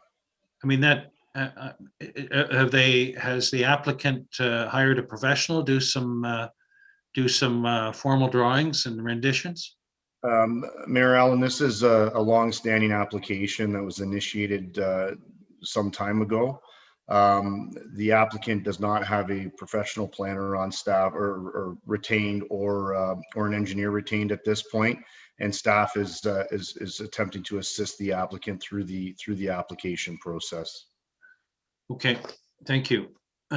Okay, so we have information reports, a mover and seconder that report items listed herein be received as information.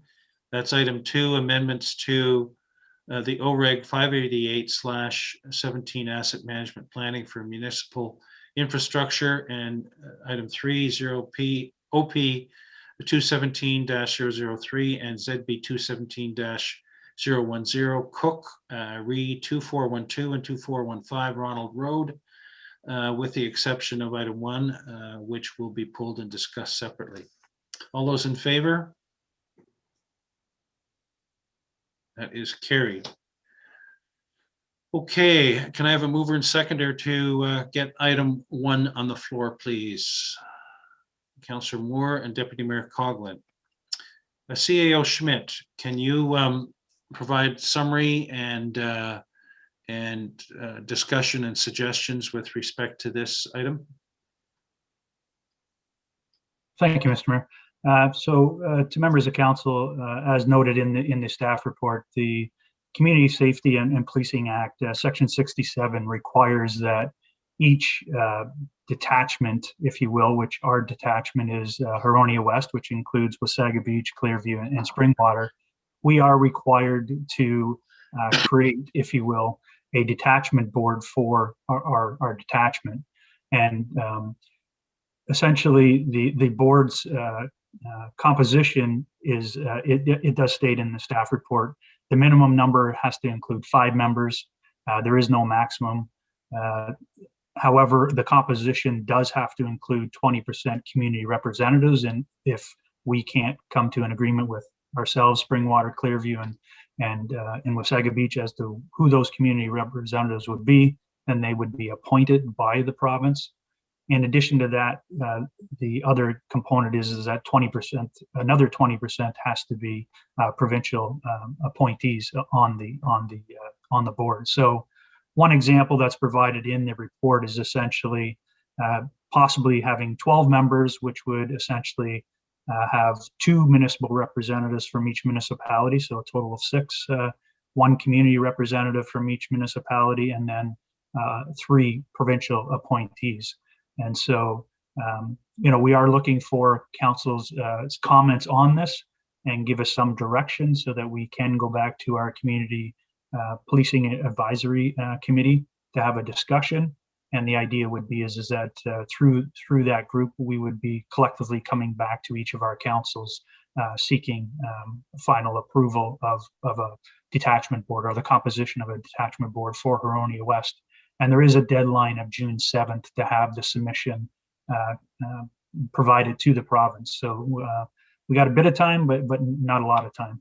And so, and I guess the last thing would be is that with this detachment board being created, the Community Policing Advisory Committee would no longer be required. So I'll leave it at that, Mr. Mayor. And if there's any questions, I'll do my best to answer them.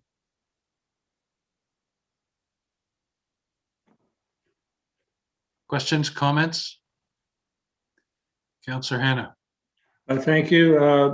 Under the next steps in the report, it's a good report, but it talks about the CPAC committee. I'm not sure how often it's been meeting because of COVID, because I don't remember seeing any recent minutes from the CPAC meeting. So I guess that's my first question. If you could tell me, have there been meetings and what's been happening, and can we get minutes that I don't remember seeing?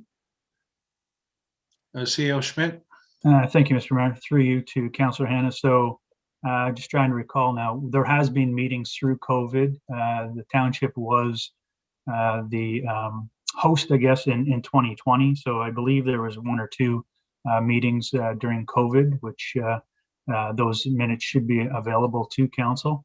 And I believe we have had, I'm trying to think now. I don't think we've had one in 2021 as of yet, or maybe we did. No, maybe we did in January, and Clearview was the host for that meeting. So we'll get those the minutes out to council. Thank you, because I wouldn't want to miss anything.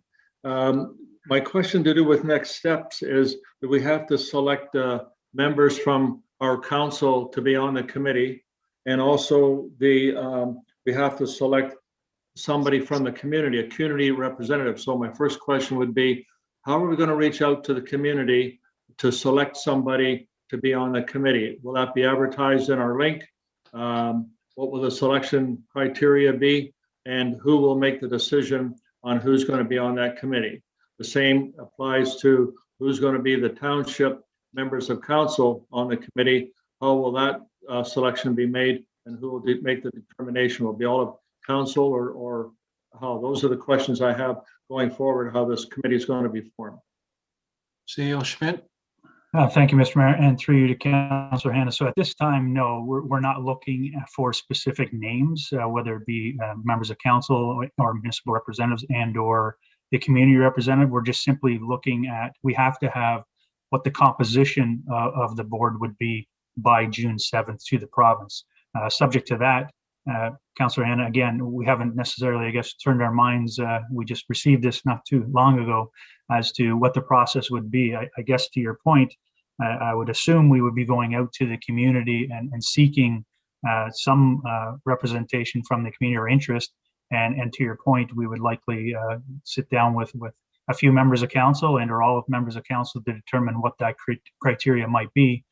As for members of council, I guess similar to other boards and or committees that members of council sit on, I guess that would be something that would come forward to council and be voted on at council as to if there's interest. Then I guess council would be making that decision. They would make the decision for the community representative, and they would make the decision for the municipal representatives. That's how I understand it.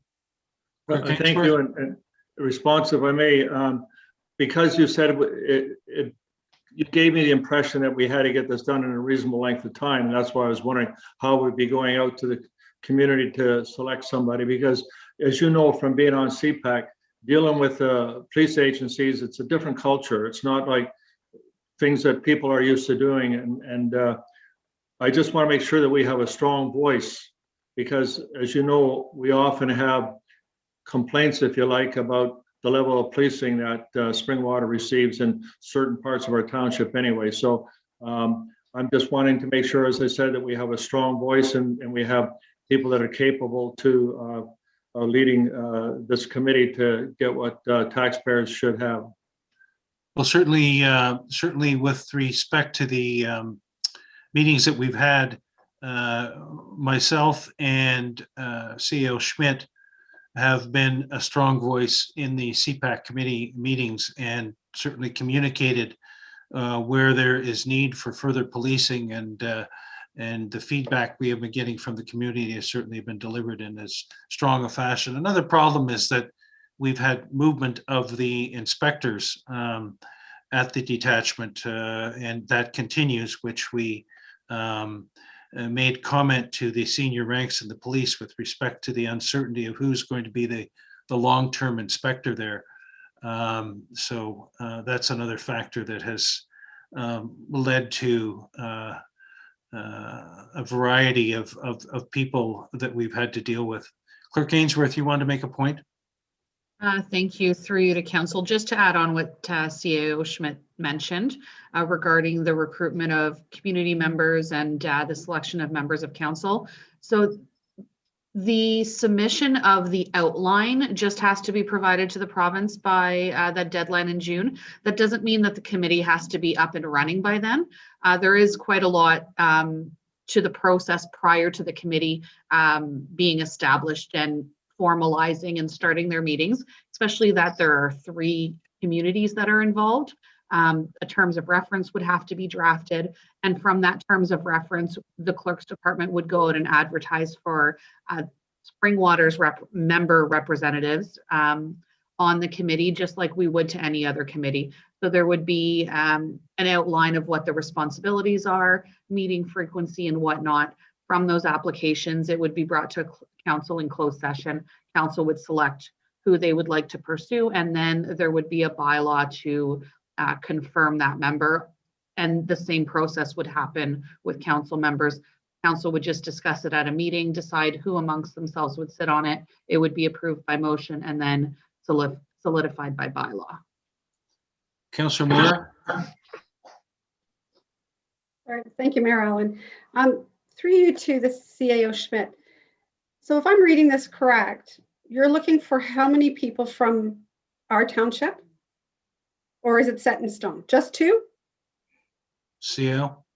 Through you, Mr. Mayor, to Councillor Moore. So the board composition, the minimum is 5. There is no maximum. So we just need to make sure that the overall composition includes 20% community representatives and 20% provincial appointees. So trying to, I guess, err on the side of caution, we were trying to provide equal opportunity for each of the 3 municipalities, if you will. So that was kind of the scenario that's provided in the report. That doesn't mean, though, that we couldn't have 5 community representatives, if you will. We just have to be careful of the percentages, if you will, and make sure that we meet the criteria. And if I can, Mr. Mayor, just further to Councillor Hannah's comments earlier too, is these detachment boards, the creation of them, as you're aware, in the meetings that we attended back before COVID, it came out of those meetings whereby municipalities were very vocal about not having enough authority or oversight as it relates to policing in their communities. And so, as I mentioned earlier tonight, there are some municipalities that have a contract with the OPP and others that don't. And through the Community Policing Act, the revisions, all of us will be in a contract, and hence all of us will have to have a detachment board, which will provide us more authority and or opportunity to actually dictate where policing services or the level of policing services in our municipality. And it's my understanding too is that we'll actually have more say on who maybe not who the detachment commander is, but I think we do have, or we will have, a say in possibly again. We might have some authority as to who the commander is, but also we'll have again greater authority over the responsibility of policing in the municipality. Where today with CPAC, we essentially have our conversations, we indicate what our challenges are, but there's not necessarily any obligation by the OPP to do what we're asking. So, can I have a follow-up, please? Yes. So CAO, just in my experience, a larger board serves more opportunity to have a varied experience there. So in most cases, we've had maybe a finance specialist, a legal specialist, maybe a First Nations person, a political specialist. So you've got a really good skills matrix spread across the board. I'm not sure if that would be the same with the policing board, but certainly a 12-member board serves, I think, a broader range and brings a broader range of experience. So that's what I would favor. I would have people too, if you reach out to the public and ask for letters of interest, they'd have to provide some sort of a resume and what they think they can bring to the board. So that would be my recommendation. Recognizing that the 12 members are over 3 municipalities. Yeah. Yeah. Well, the board, yeah. Well, whoever the chair is would have to, or whoever you decide would have to review those members, and they'd have to be rotating so that you're not losing members all at the same time. So it would have to be. Okay. Councillor Cabral.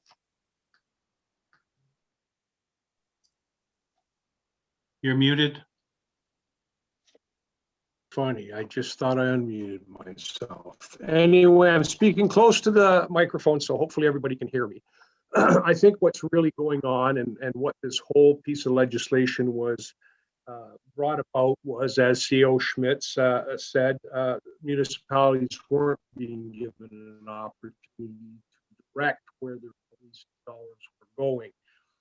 Basically, we can call it what we like, but basically this boils down to a police commission, a board of commission for police service, very much like the city of Barrie has, follows the same format, follows the same guidelines. There's members of council that are on the board. There are members that are appointed to the board by the provincial government as well. And basically, the chief there reports to that police board.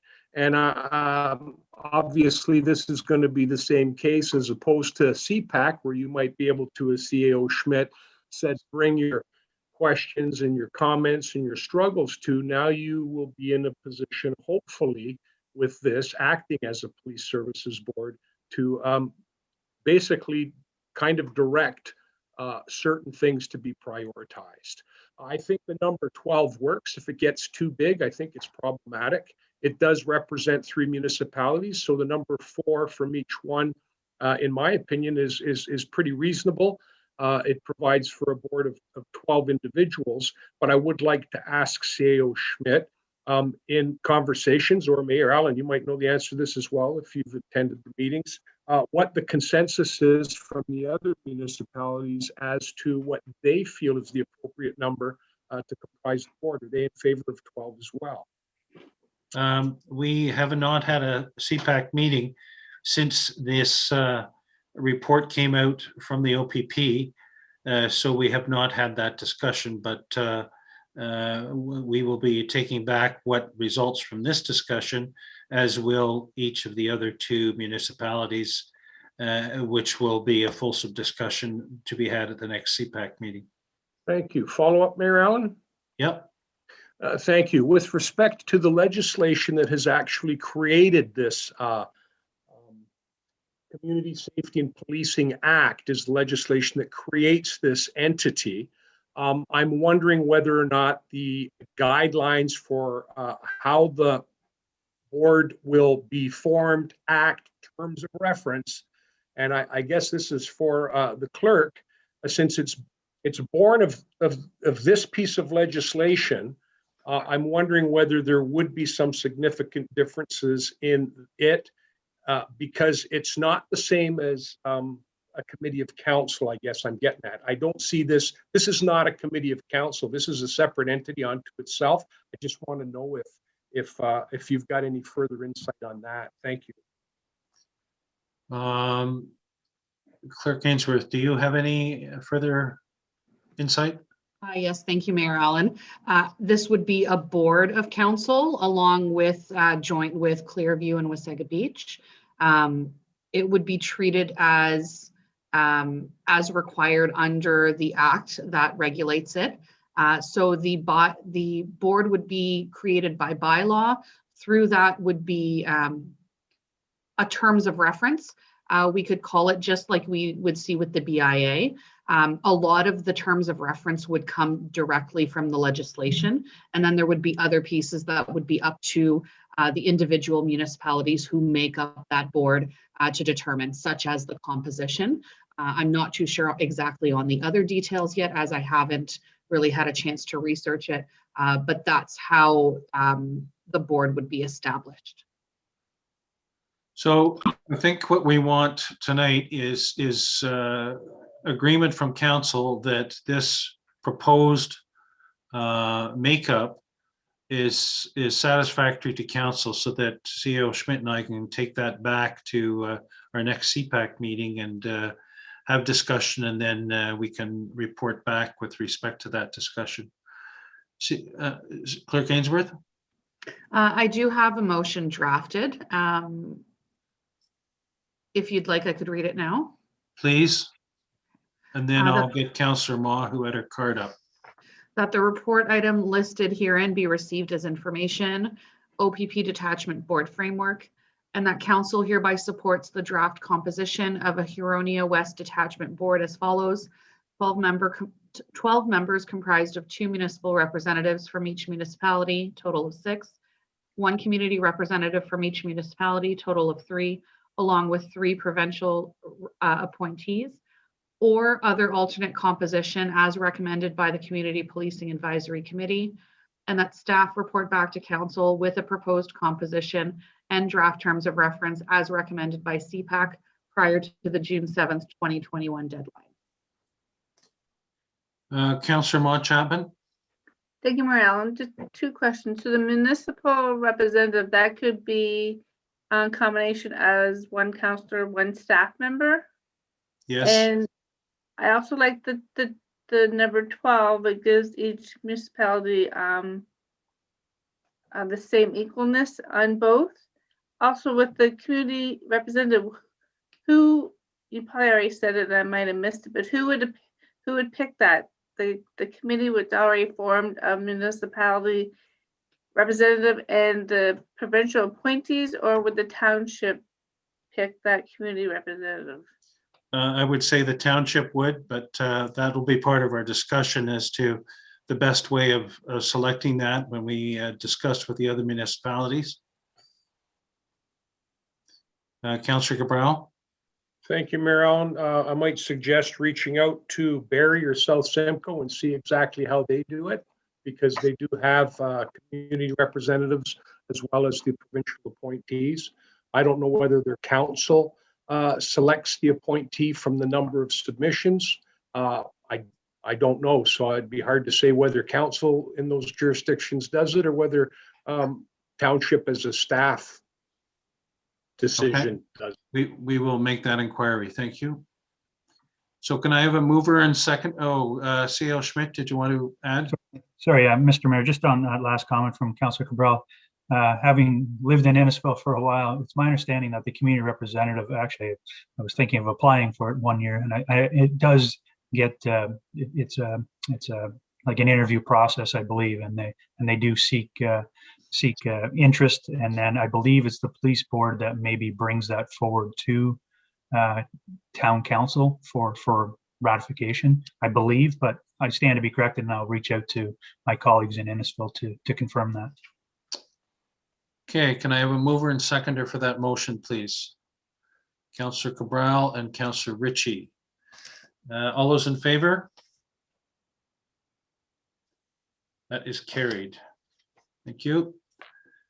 Okay, next moving on to verbal reports, official plan update, economic development update, Director Spagnell. Thank you, Mayor Allen. Two initiatives to report regarding the official plan update. The first is related to the cannabis processing facility initiative. Staff are preparing an educational session for council to discuss draft policies, draft official plan policies, and draft zoning bylaw provisions.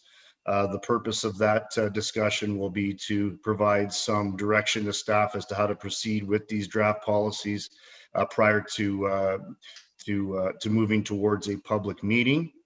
The other initiative is staff are happy to report that the additional residential units were approved by County Council, and staff is working towards finalizing the zoning bylaw process to implement the additional residential units in the township of Springwater.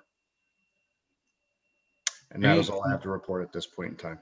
Thank you. Any questions of Director Spagnell? Okay, moving on to Midhurst Development Update, CAO Schmidt. Thank you, Mr. Mayor. So a couple of things here to go through. So the internal servicing of the mixed subdivision continues, and they're about 40% complete as it relates to the storm and sanitary sewer infrastructure.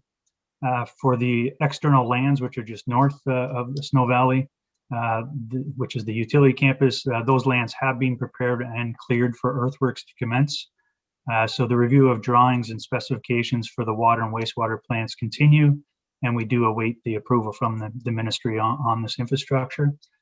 You'll note that driving along Carson Road, the sales office is up and it's framed and the roof has been installed, and they're now currently working on the inside of that facility. Staff has received a sign permit application recently to allow the developer to commence marketing the sale of their homes. The developer is working towards commencing the construction of their model homes, which will require an amendment to their existing model home agreement. And a few of the builders for the mixed subdivision, including Brookfield, Countrywide Homes, and Geranium, have commenced advertising for this new development, which they're calling Midhurst Valley, on their separate websites. So if you're interested, by all means, check out their websites. And in recent discussion with representatives of Geranium, there appears to be some significant interest in this development. And just finally, staff and our consultants are continuing to work with the developer on the external works agreement, and we are aiming to bring this to council by no later than April 26th. So we're just working on finalizing that, and we'll have that to council for further discussion before the end of this month. So those are my updates for the Midhurst development, Mr. Mayor. Happy to answer any questions. Thank you. Any questions? Okay, moving on to COVID updates. Thank you, Mr. Mayor. And bear with me here. Obviously, there's some changes here today, and there's continuing to be changes. So as everybody's likely aware, hopefully aware, this afternoon, Premier Ford did announce a province-wide stay-at-home order, along with a provincial state of emergency, which will take effect tomorrow, Thursday, April 8th at 12:01 a.m. The order is expected to last 4 weeks, and it's similar to what occurred in January of this year. This announcement is in addition to the province-wide emergency break that was put in place this past Saturday, April 3rd. The stay-at-home order is requiring everyone to remain at home except for essential purposes, such as going to the grocery store or pharmacy, accessing healthcare services, including getting vaccinated, for outdoor exercise, or for work that cannot be done remotely.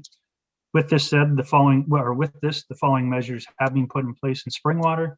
So all township facilities are closed to the public, including the Township Administration Center, fire halls, workyards, Elmville Arena, community halls, and at this point, appointments will not be permitted at the Township Administration Center until further notice. Most Administration Center employees are working remotely, with a limited number of staff being permitted in the Township Administration Center. Staff working remotely are accessible via phone and email. Our roads and fleet and parks and facilities staff are continuing to work their regularly scheduled shifts. As well, bylaw enforcement staff are scheduled to ensure that township has full 7-day coverage. As it relates to the township's public libraries, they continue to operate under the same existing format, so providing curbside pickup. Council and committee meetings will continue to be conducted in a virtual environment until further notice. Non-essential retail is restricted to curbside pickup by appointment between 7 a.m. and 8 p.m. or delivery between 6 a.m. and 9 p.m. There is restricted access to shopping malls, curbside pickup and or delivery. Big box stores are only permitted to operate at a 25% capacity, and sales are limited to grocery, pharmacy, pet care supplies, household cleaning supplies, pharmaceuticals, healthcare items, and personal care. Further, that a select number of stores are permitted to operate at a 25% capacity by appointment only. And I would recommend that you just refer to the media release that was provided to you earlier today from the province on specifics related to that. And garden centers are permitted to open at 25% capacity between 7 a.m. and 8 p.m. As it relates to the vaccine update, the province is moving into phase 2 of its COVID-19 vaccination plan, with a focus on reaching individuals in hotspot communities where COVID has disproportionately impacted certain neighborhoods. In addition, this phase will prioritize individuals with the highest risk health conditions. And with a steady supply of vaccines expected from the federal government, over 9 million Ontarians will be offered their first vaccination between April and the end of June of this year.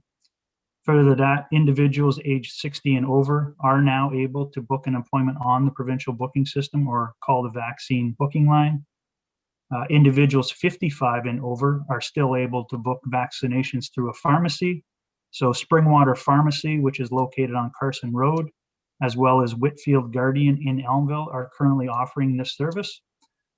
Simcoe Muskoka has been identified as a hotspot area, and individuals that are 50 and older with certain postal codes will be or should be eligible shortly for vaccinations. And this is going to be administered, I believe, by the health unit, or we should hear more from the health unit shortly. My understanding is that that might be more at this point geared towards the southern part of the county, Bradford area. My understanding, L3Z, I used to have that postal code, don't any longer, but that's one of the postal codes that was identified. Schools will remain open until closed by a local public health unit. So not seeing any changes as of yet for schools in our area. And beginning next week, education workers who provide direct support to students with special education needs across the province and all education workers in select hotspot areas will be eligible to register for vaccinations. And vaccinations will commence during the April break, starting with priority neighborhoods in Toronto and Peel, and then rolling out to other priority neighborhoods in other hotspot regions, which include York, Ottawa, Hamilton, Halton, and Durham. Muskoka or Simcoe is not on that list. And just finally here, to date, Springwater has had 213 confirmed cases of COVID-19, of which 195 have now recovered. Unfortunately, we do now have 2 that have passed away. We did have 1 recently that passed away. And I believe, Mr. Mayor, that concludes my update for this evening, and happy to answer any questions. Thank you. Councillor Hanna? Thank you, Mayor. Just through you to Shale Schmidt. They talk about hotspot areas or areas where the ratio is high. My question is, have they ever considered the population when they're figuring out the number of cases? For example, if you take Simcoe County with 60 to 80 cases, which seems to be the average, and compare our population in Simcoe County with that number versus the population, for example, in York Region, I would suggest that Simcoe County is probably in as high a risk area as some other places. And I'm just wondering if that scenario has ever been discussed when you're dealing with our health unit. CEO? Thank you, Mr. Mayor. Through to you to Councillor Hanna. Councillor Hanna, I'm not sure. I haven't heard the conversation around the health table in the discussions I've had. I'm not sure. Again, not trying to put council more on the hot spot here, but or in the hot seat, but I'm not sure if she's able to comment on that. But in my discussions with or the CEO discussions with the health unit, I don't believe population has ever been discussed. No is what she's saying. So I would find the way they slice and dice numbers, I would be surprised if they if that isn't one of the statistics that they keep track of, because they comment on the percentages of people who contract out of 100,000 people and so on and so forth. But I would have thought that figure would be available. Any other questions of CAO Schmidt? If not, moving on to county updates, Deputy Mayor Coughlin? No, she's shaking her head. No, she's not. She's been a little busy doing other stuff, so no county updates. There's no update. There's nothing to update on. Okay, municipal updates. Councillor Ritchie? Mayor Allen, I just want to bring it to everybody's attention. It's maple syrup season. The Lowndes are in full swing. They have their little cart set up out front. They closed the operations off to the public, but again, there's a little cart, that little camp set up outside there. If the person wanting to buy some fresh maple syrup or candy, it's great stuff. It's springtime, so let's look on the positive side. Thank you. I can reiterate that we took a drive up and purchased a lot of maple syrup from there, all different. It's been a pretty good year, but the maple syrup is delicious, and you just you pay by e-transfer, so you're not dealing with cash or credit cards or anything like that, and it's great to see them busy. So that's a good thing. Any other municipal updates? Okay, moving on to notices of motion. We have from Councillor Ritchie, notice of motion regarding the Elmvale settlement boundary line. He moved it. Is there a seconder for this motion? Councillor Hannah. So I'll turn it to you and then maybe get some comment from Director Spagnell. Councillor Ritchie.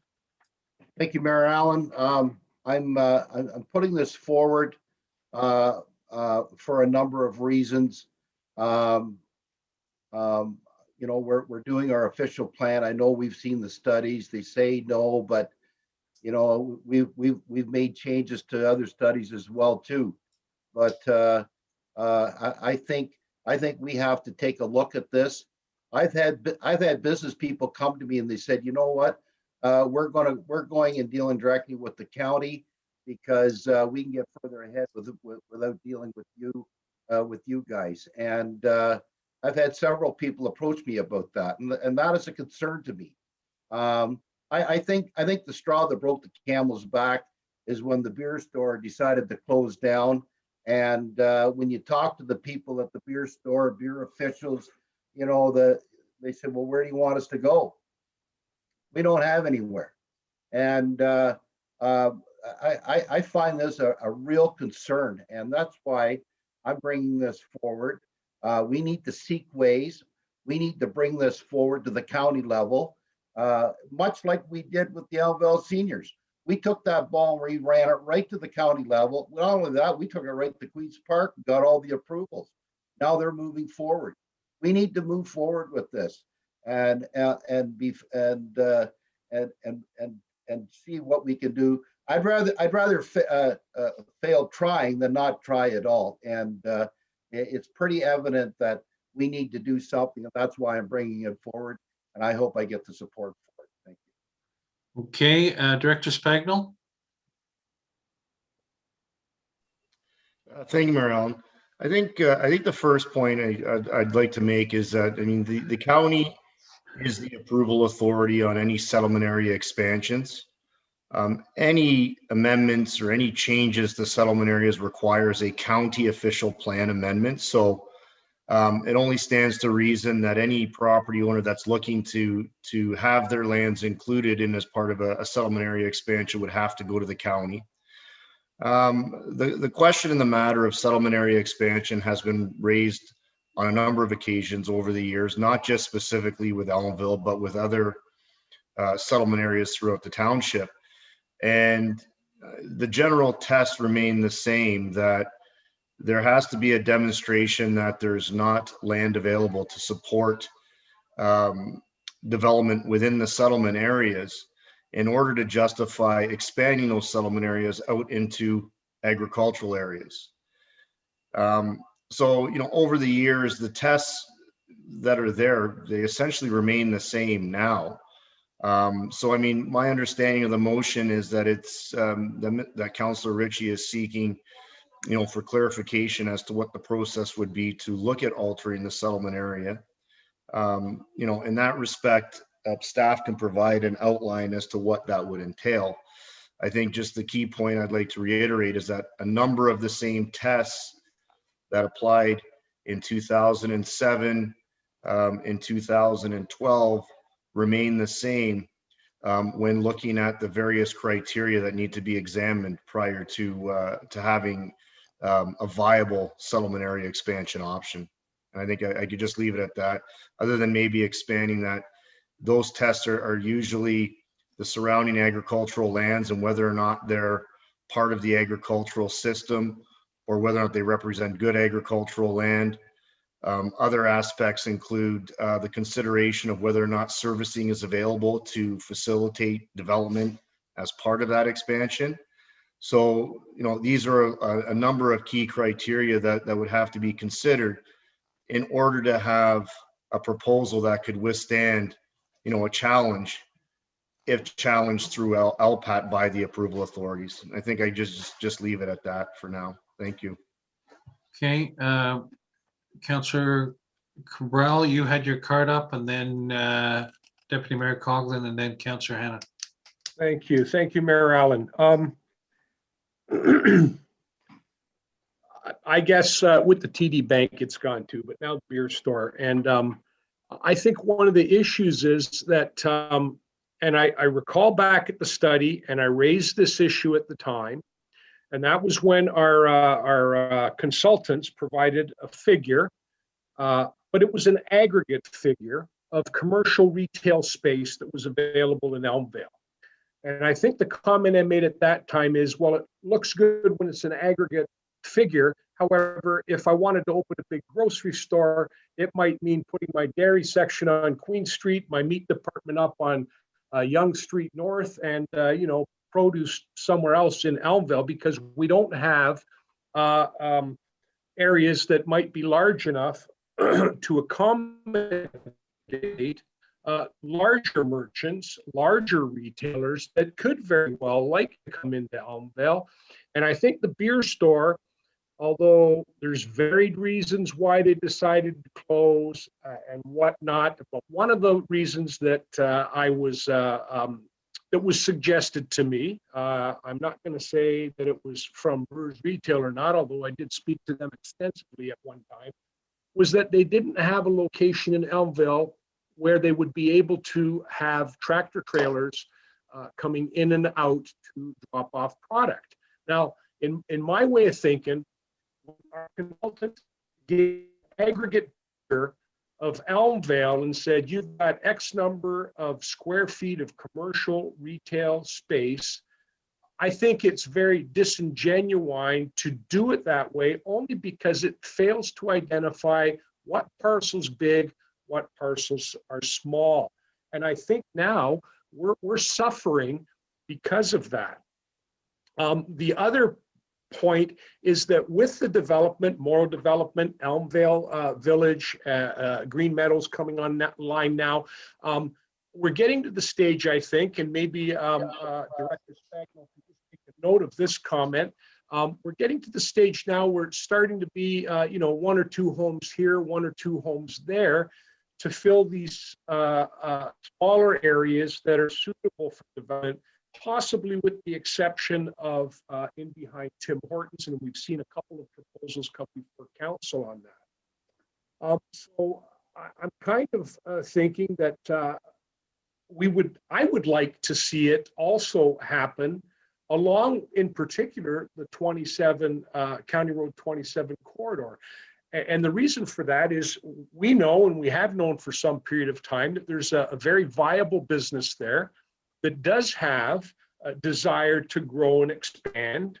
And it would be a real shame for us to lose that particular business if they got to the stage where they'd simply overgrown their area. And it was like, well, we've tried, we've done whatever we can, now have to leave.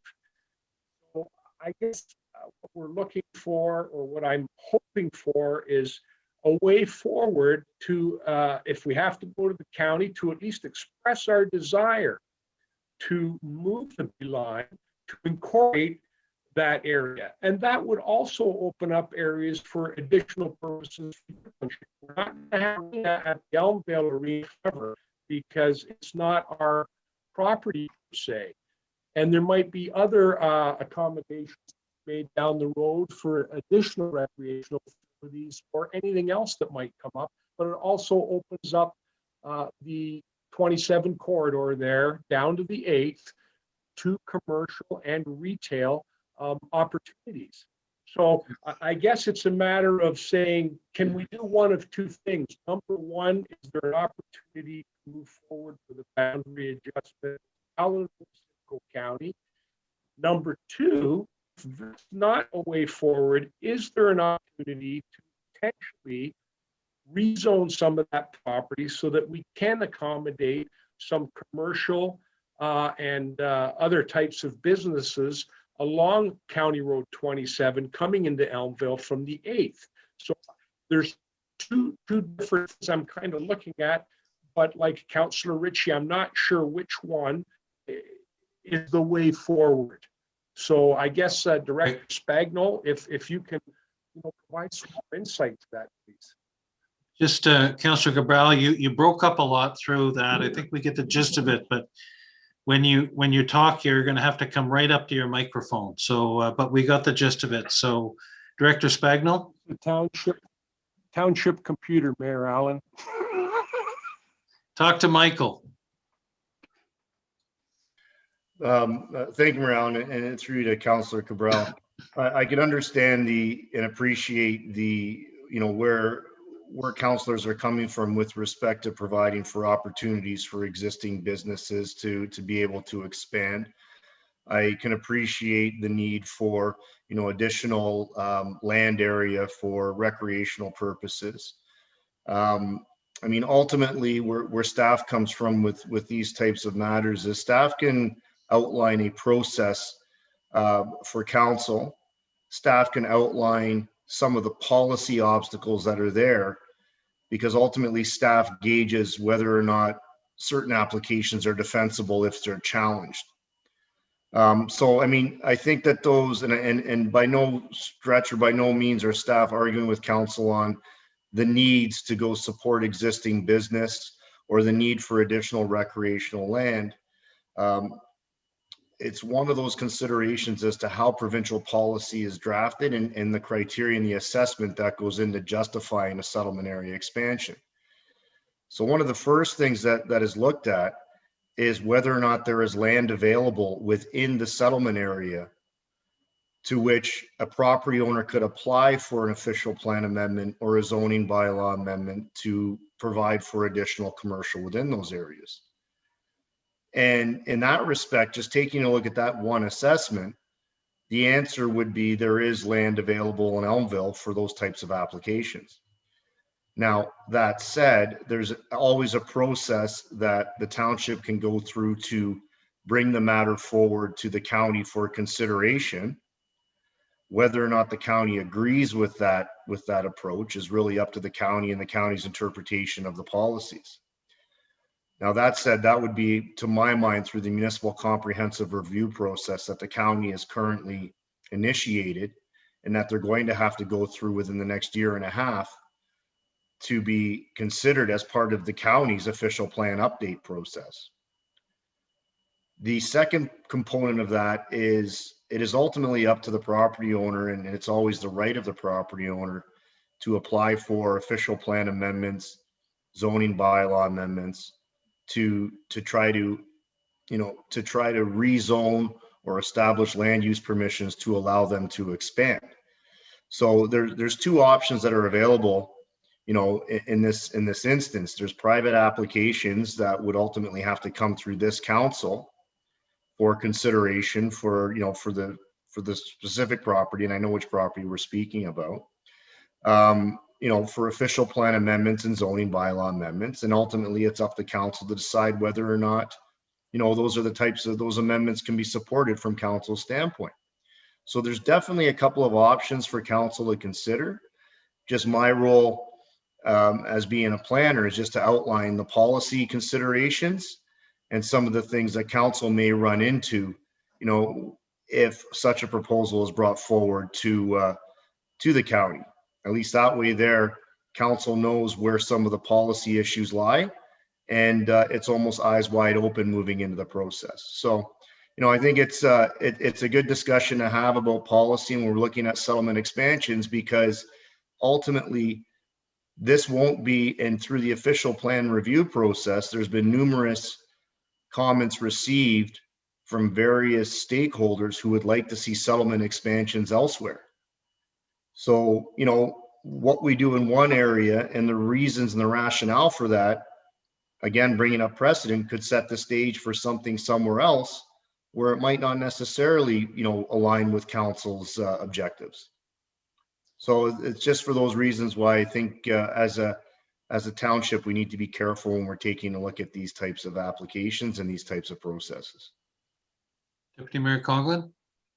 Thank you, Marilyn, and further to Director Spagnell's concerns or advice, I guess. I think too, when we're looking at moving a settlement boundary, that is a huge undertaking. And at this point, the proprietor, the viable business that we're speaking to, is currently undergoing the studies required with the county to rezone or to potentially undertake the rezoning or and severancing of that property. So I feel like there's avenues that haven't been exhausted yet that are in the works as of now. I think that as Councillor Ritchie spoke earlier of the Elms and the project that did move forward with this council's support, it wasn't council that initiated it, but we did get behind it. We did support it all the way through. And I think that opportunity does lie for this council to support this business as they move forward with an expansion. But I don't believe that moving a settlement boundary is the only option. I think that we can exhaust the options with the proprietor and support them throughout this process. I believe that they're working with Christian at the county right now. And I think that if we can put our weight behind them and ensure that we don't provide any additional roadblocks, that we can help that business to expand within the property as it is. Okay, let me get to Councillor Hannah. I see your card, Councillor Cabral. We'll get back after others have a chance to speak. Yep. Thank you, Mayor Allen. Based on Director Spagnell's responses, I think this might be a good opportunity as well.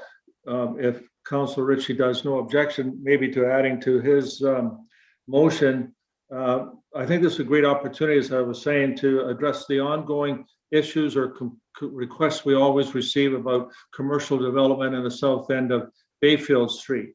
So I would like to ask Councillor Ritchie to consider allowing a motion to the effect that staff also investigate opportunities that would support commercial development in the southern portion of Bayfield Street.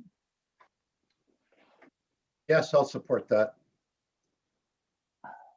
Okay. Follow on, Deputy Mayor Coughlin. Sorry, just for clarification, the corridor study through you, Mayor Allen, to Councillor Hannah, just specifically as to what that would be. No, if I can respond, no, I'm not talking about the corridor study, because as you're probably aware, my understanding of the corridor study, it starts at Carson Road and goes north. I'm talking about the top of the hill at Bayfield Street, where the land basically borders on to Barrie, where we've had requests for some major developments, but we haven't been able to approve them because of our official plan and so on. My thinking is because the director of planning are going to be doing a lot of research with the county and so on to do to answer Councillor Ritchie's motion, that it might be the same opportunity why he's making those inquiries to see what we can do to try to accommodate some of the things we haven't been able to approve in the southern part of Bayfield Street, which were some major projects that would have really been enhanced to Springwater.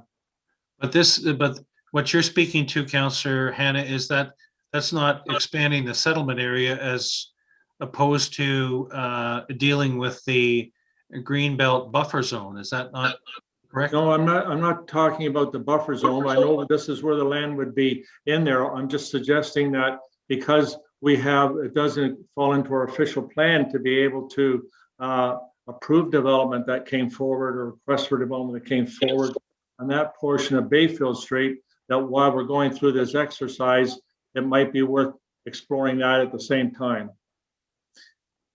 Okay, any other counselor who hasn't had a chance to speak on this? Okay, back to Councillor Cabral. Alan, I just wanted to say, and I don't mean to be disrespectful, and I do appreciate Director Spagnos being forthright today, and because he's the man who kind of knows the ins and outs. And I think what we're hearing is that there is obstacles in the way, but there may be a path forward. And I do appreciate the fact that he's indicated that to us. I don't think it's any different than the presentation we had earlier on with the aggregates with respect to seeing whether or not testing the water. So I would like to see that happen.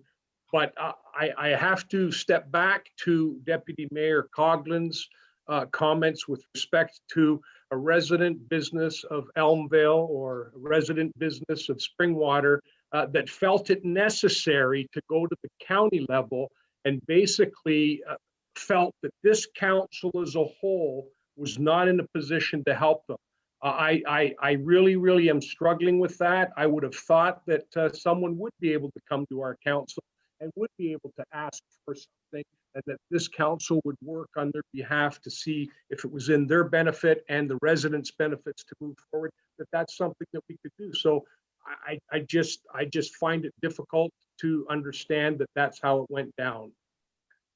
Deputy Mayor Coughlin and then Councillor Ritchie. My apologies for not being able to communicate that properly. No, it was not. I was not suggesting that this council was not able to. It's that we have not yet, that opportunity hasn't been presented to us yet, as the application has not been provided, that the proponent has not come to our council yet. So we haven't been given the opportunity to work with this proponent as of yet, as the studies are still undergoing as we speak. So the ball is rolling, that the identifiable individual or business is working towards that. But I'm seeing again the cart and horse, right? The proponent hasn't come forward to ask for our support yet. So I feel that going out to look how to move a settlement boundary when we haven't even been given the opportunity to support a rezoning application, I think the opportunity is still there. We do have the opportunity to support this business, and I would like to see it move forward in the lead of that person, not this council trying to change things. Let that person take the lead, just like Elms took the lead, and we will support them as we continue to move. Director Spagno, clarification. Thank you, Mayor Allen. I think what I'd like to note also is that, just as mentioned in the delegation that was presented to council earlier, there are numerous discussions that occur between staff and property owners, which involve the county, which involve the NVCA, and ultimately that's done through pre-consultation. Staff have been working directly with the business owner that we're discussing this evening on multiple occasions, and I want to say it's been for quite some time. And as part of that, there's been options provided that could be followed or followed through with through an application process.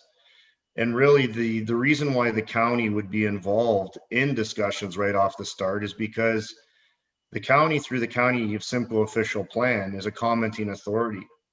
And ultimately, it's one of those instances where applications that come in are circulated to the county, and the county has an obligation to determine whether or not that application conforms with their official plan policies. The exact same way that the township staff have to review official plan policies for the township of Springwater.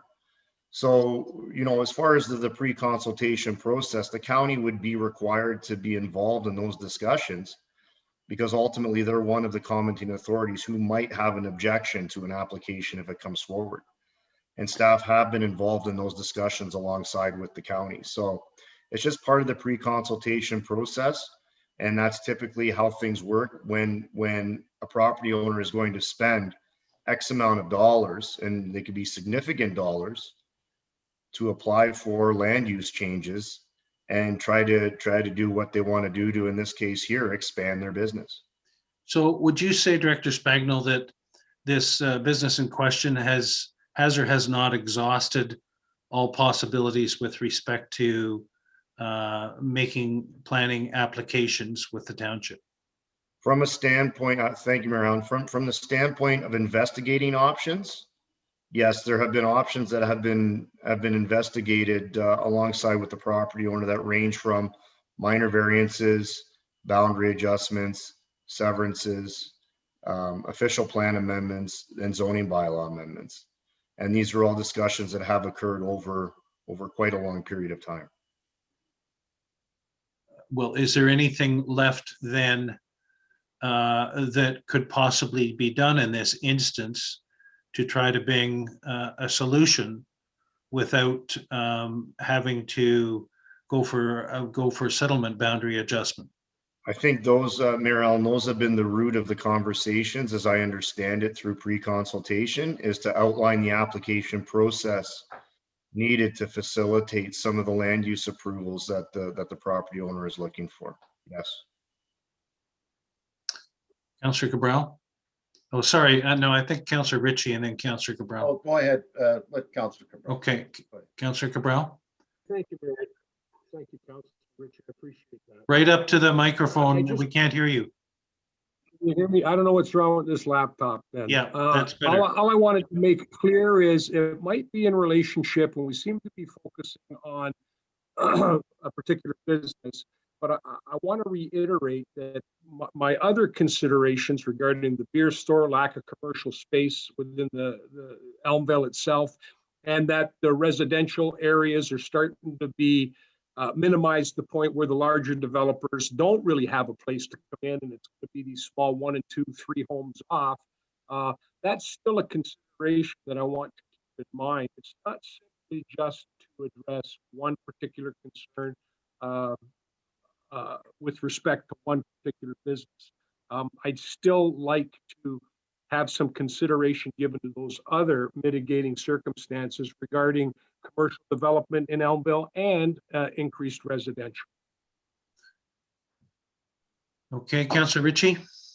Mayor Allen, I just want to touch base, like, you know, it seems like there's a bunch of things here floating around. One, the certain business person that we're talking about, he decided to go to the county because if he goes to the county and get it approved, he comes back, we can't help him but supply it or approve it. Why didn't they start with us? So I beg that question, but I just want to park that aside for a minute. But I want to go back and look at our own needs, The community, the arena in Elmville, this is going back 10 years ago, said it had a life expectancy of 20 years. So we got 10 years left. And the land around it's all owned by the Fair Board. So what's going to happen in 10 years? By the time you got anything done, you use up 10 years. I've been preaching about this for 11 years as a councillor.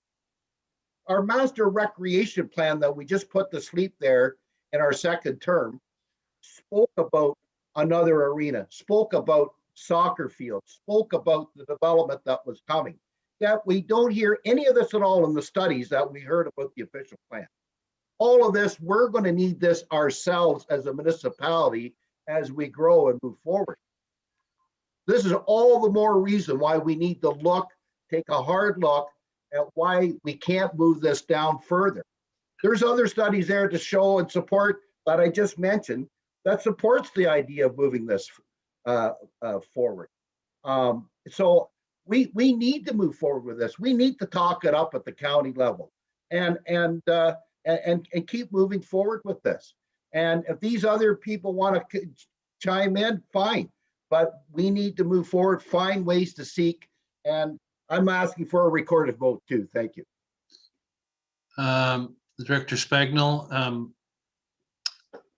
I think for clarification, the business in question certainly has been coming to, and we've heard from Director Spagnell, why didn't they come to us first? They have been coming over the years, as I think you know, Councillor Ritchie.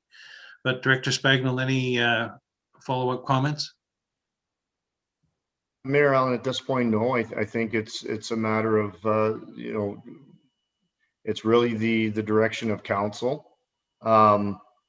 And as I stated earlier, it's one of those instances where, if council's looking for a path forward and what that process would look like, I mean, staff can provide that information for council to consider at a later date.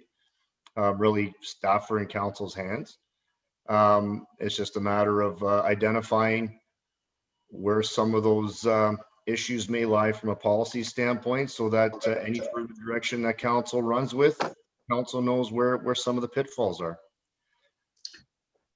Okay, Councillor Hannah. Well, thank you, Mayor. My final comment is that we're always trying to attract commercial development. This is an opportunity for us at least to explore possible options, whether it be the Southern Port settlement area, moving it south from Elmville, or trying to accommodate development on the south end of Bayfield Street.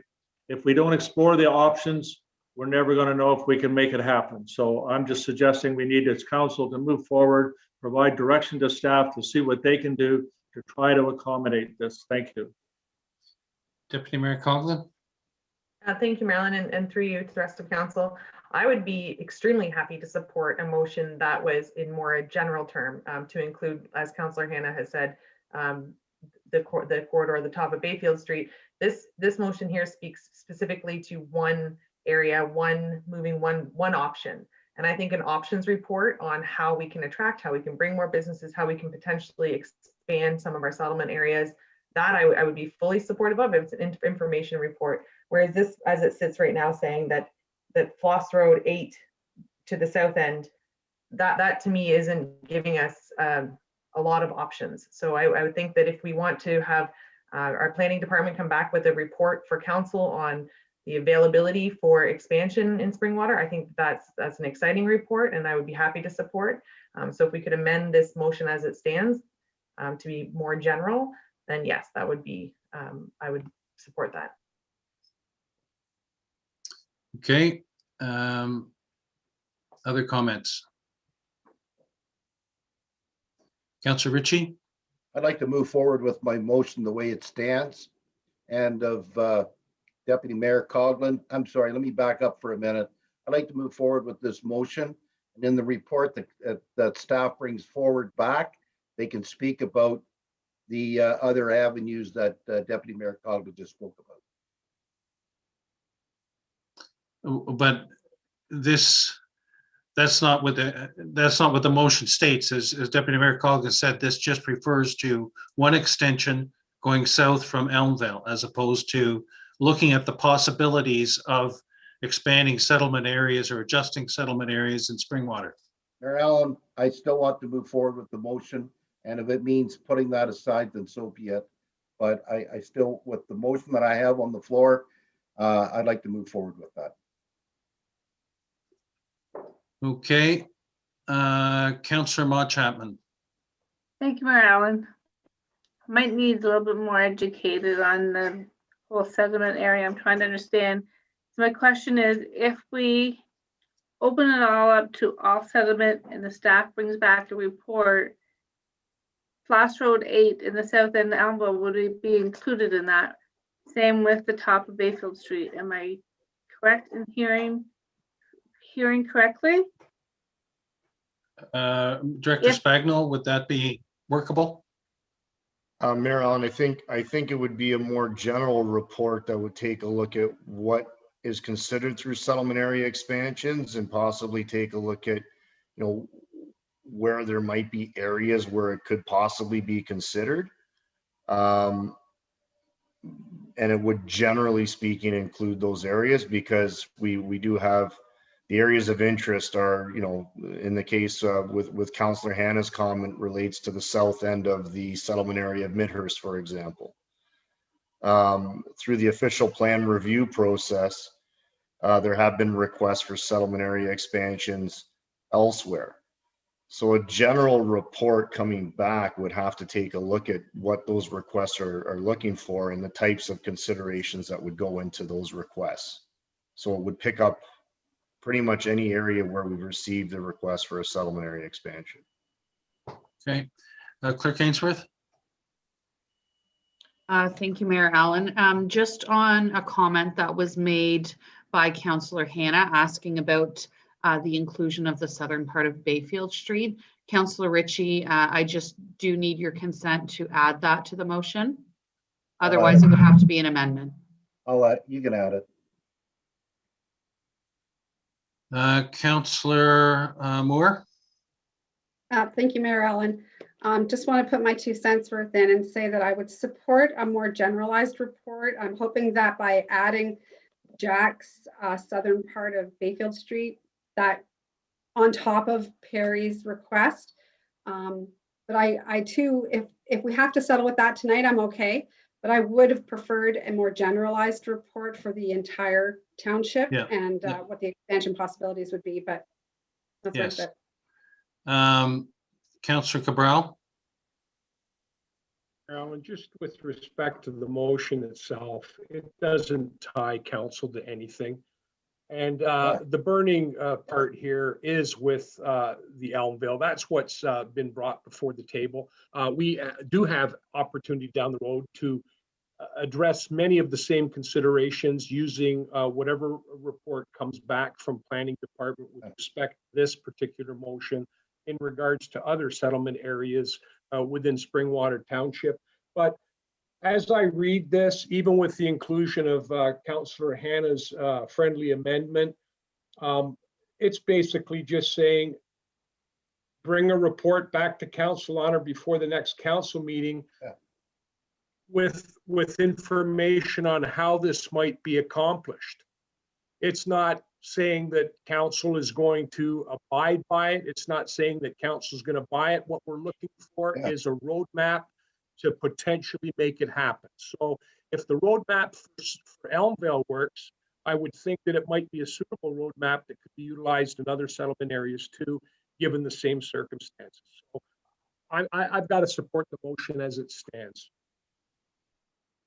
With the amendment for Councillor Hannah's request.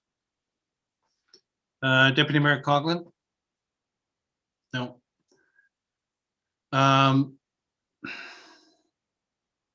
Any other discussion? Okay, can you read the amended motion then, please, Clerk Ainsworth? Yes, through you, Mayor Allen. The motion would read, be it resolved that council directs staff/planning department to seek ways of moving the settlement boundary line around the south end of Elmvale to Floss Road 8 and report back to council on or before the next council meeting, and that staff include information regarding commercial development on the southern portion of Bayfield Street. And also a recorded vote has been requested by Councillor Ritchie. Okay, no further Councillor Deputy Mayor Coughlin? Thank you, Mayor Allen. Just the last point. It says on or before the next meeting of council. And I just wanted to, I mean, obviously it can't be before the next meeting of council, but is there an opportunity? Is that a too quick turnover? I just wanted to check with the planning department or Director Spagnell as to make sure that that next meeting is. Director Spagnell, is next meeting workable for this? Thank you, Mayor Allen. Just taking a look at the report and just what would go into it. It would be appreciated if there could be somewhat of an extension added to that, given some of the other items that are coming forward in the next couple of council meetings. I was thinking maybe possibly the first meeting in May, if that's appropriate. That's by council standards. The other thing I was wondering as well is if there could be a little bit more clarification as to what is meant by south of the Bayfield Street corridor. Is that lands located outside of the settlement area? I think Councillor Hannah said from the city limits down to Carson. Is that what you were thinking, Councillor Hannah?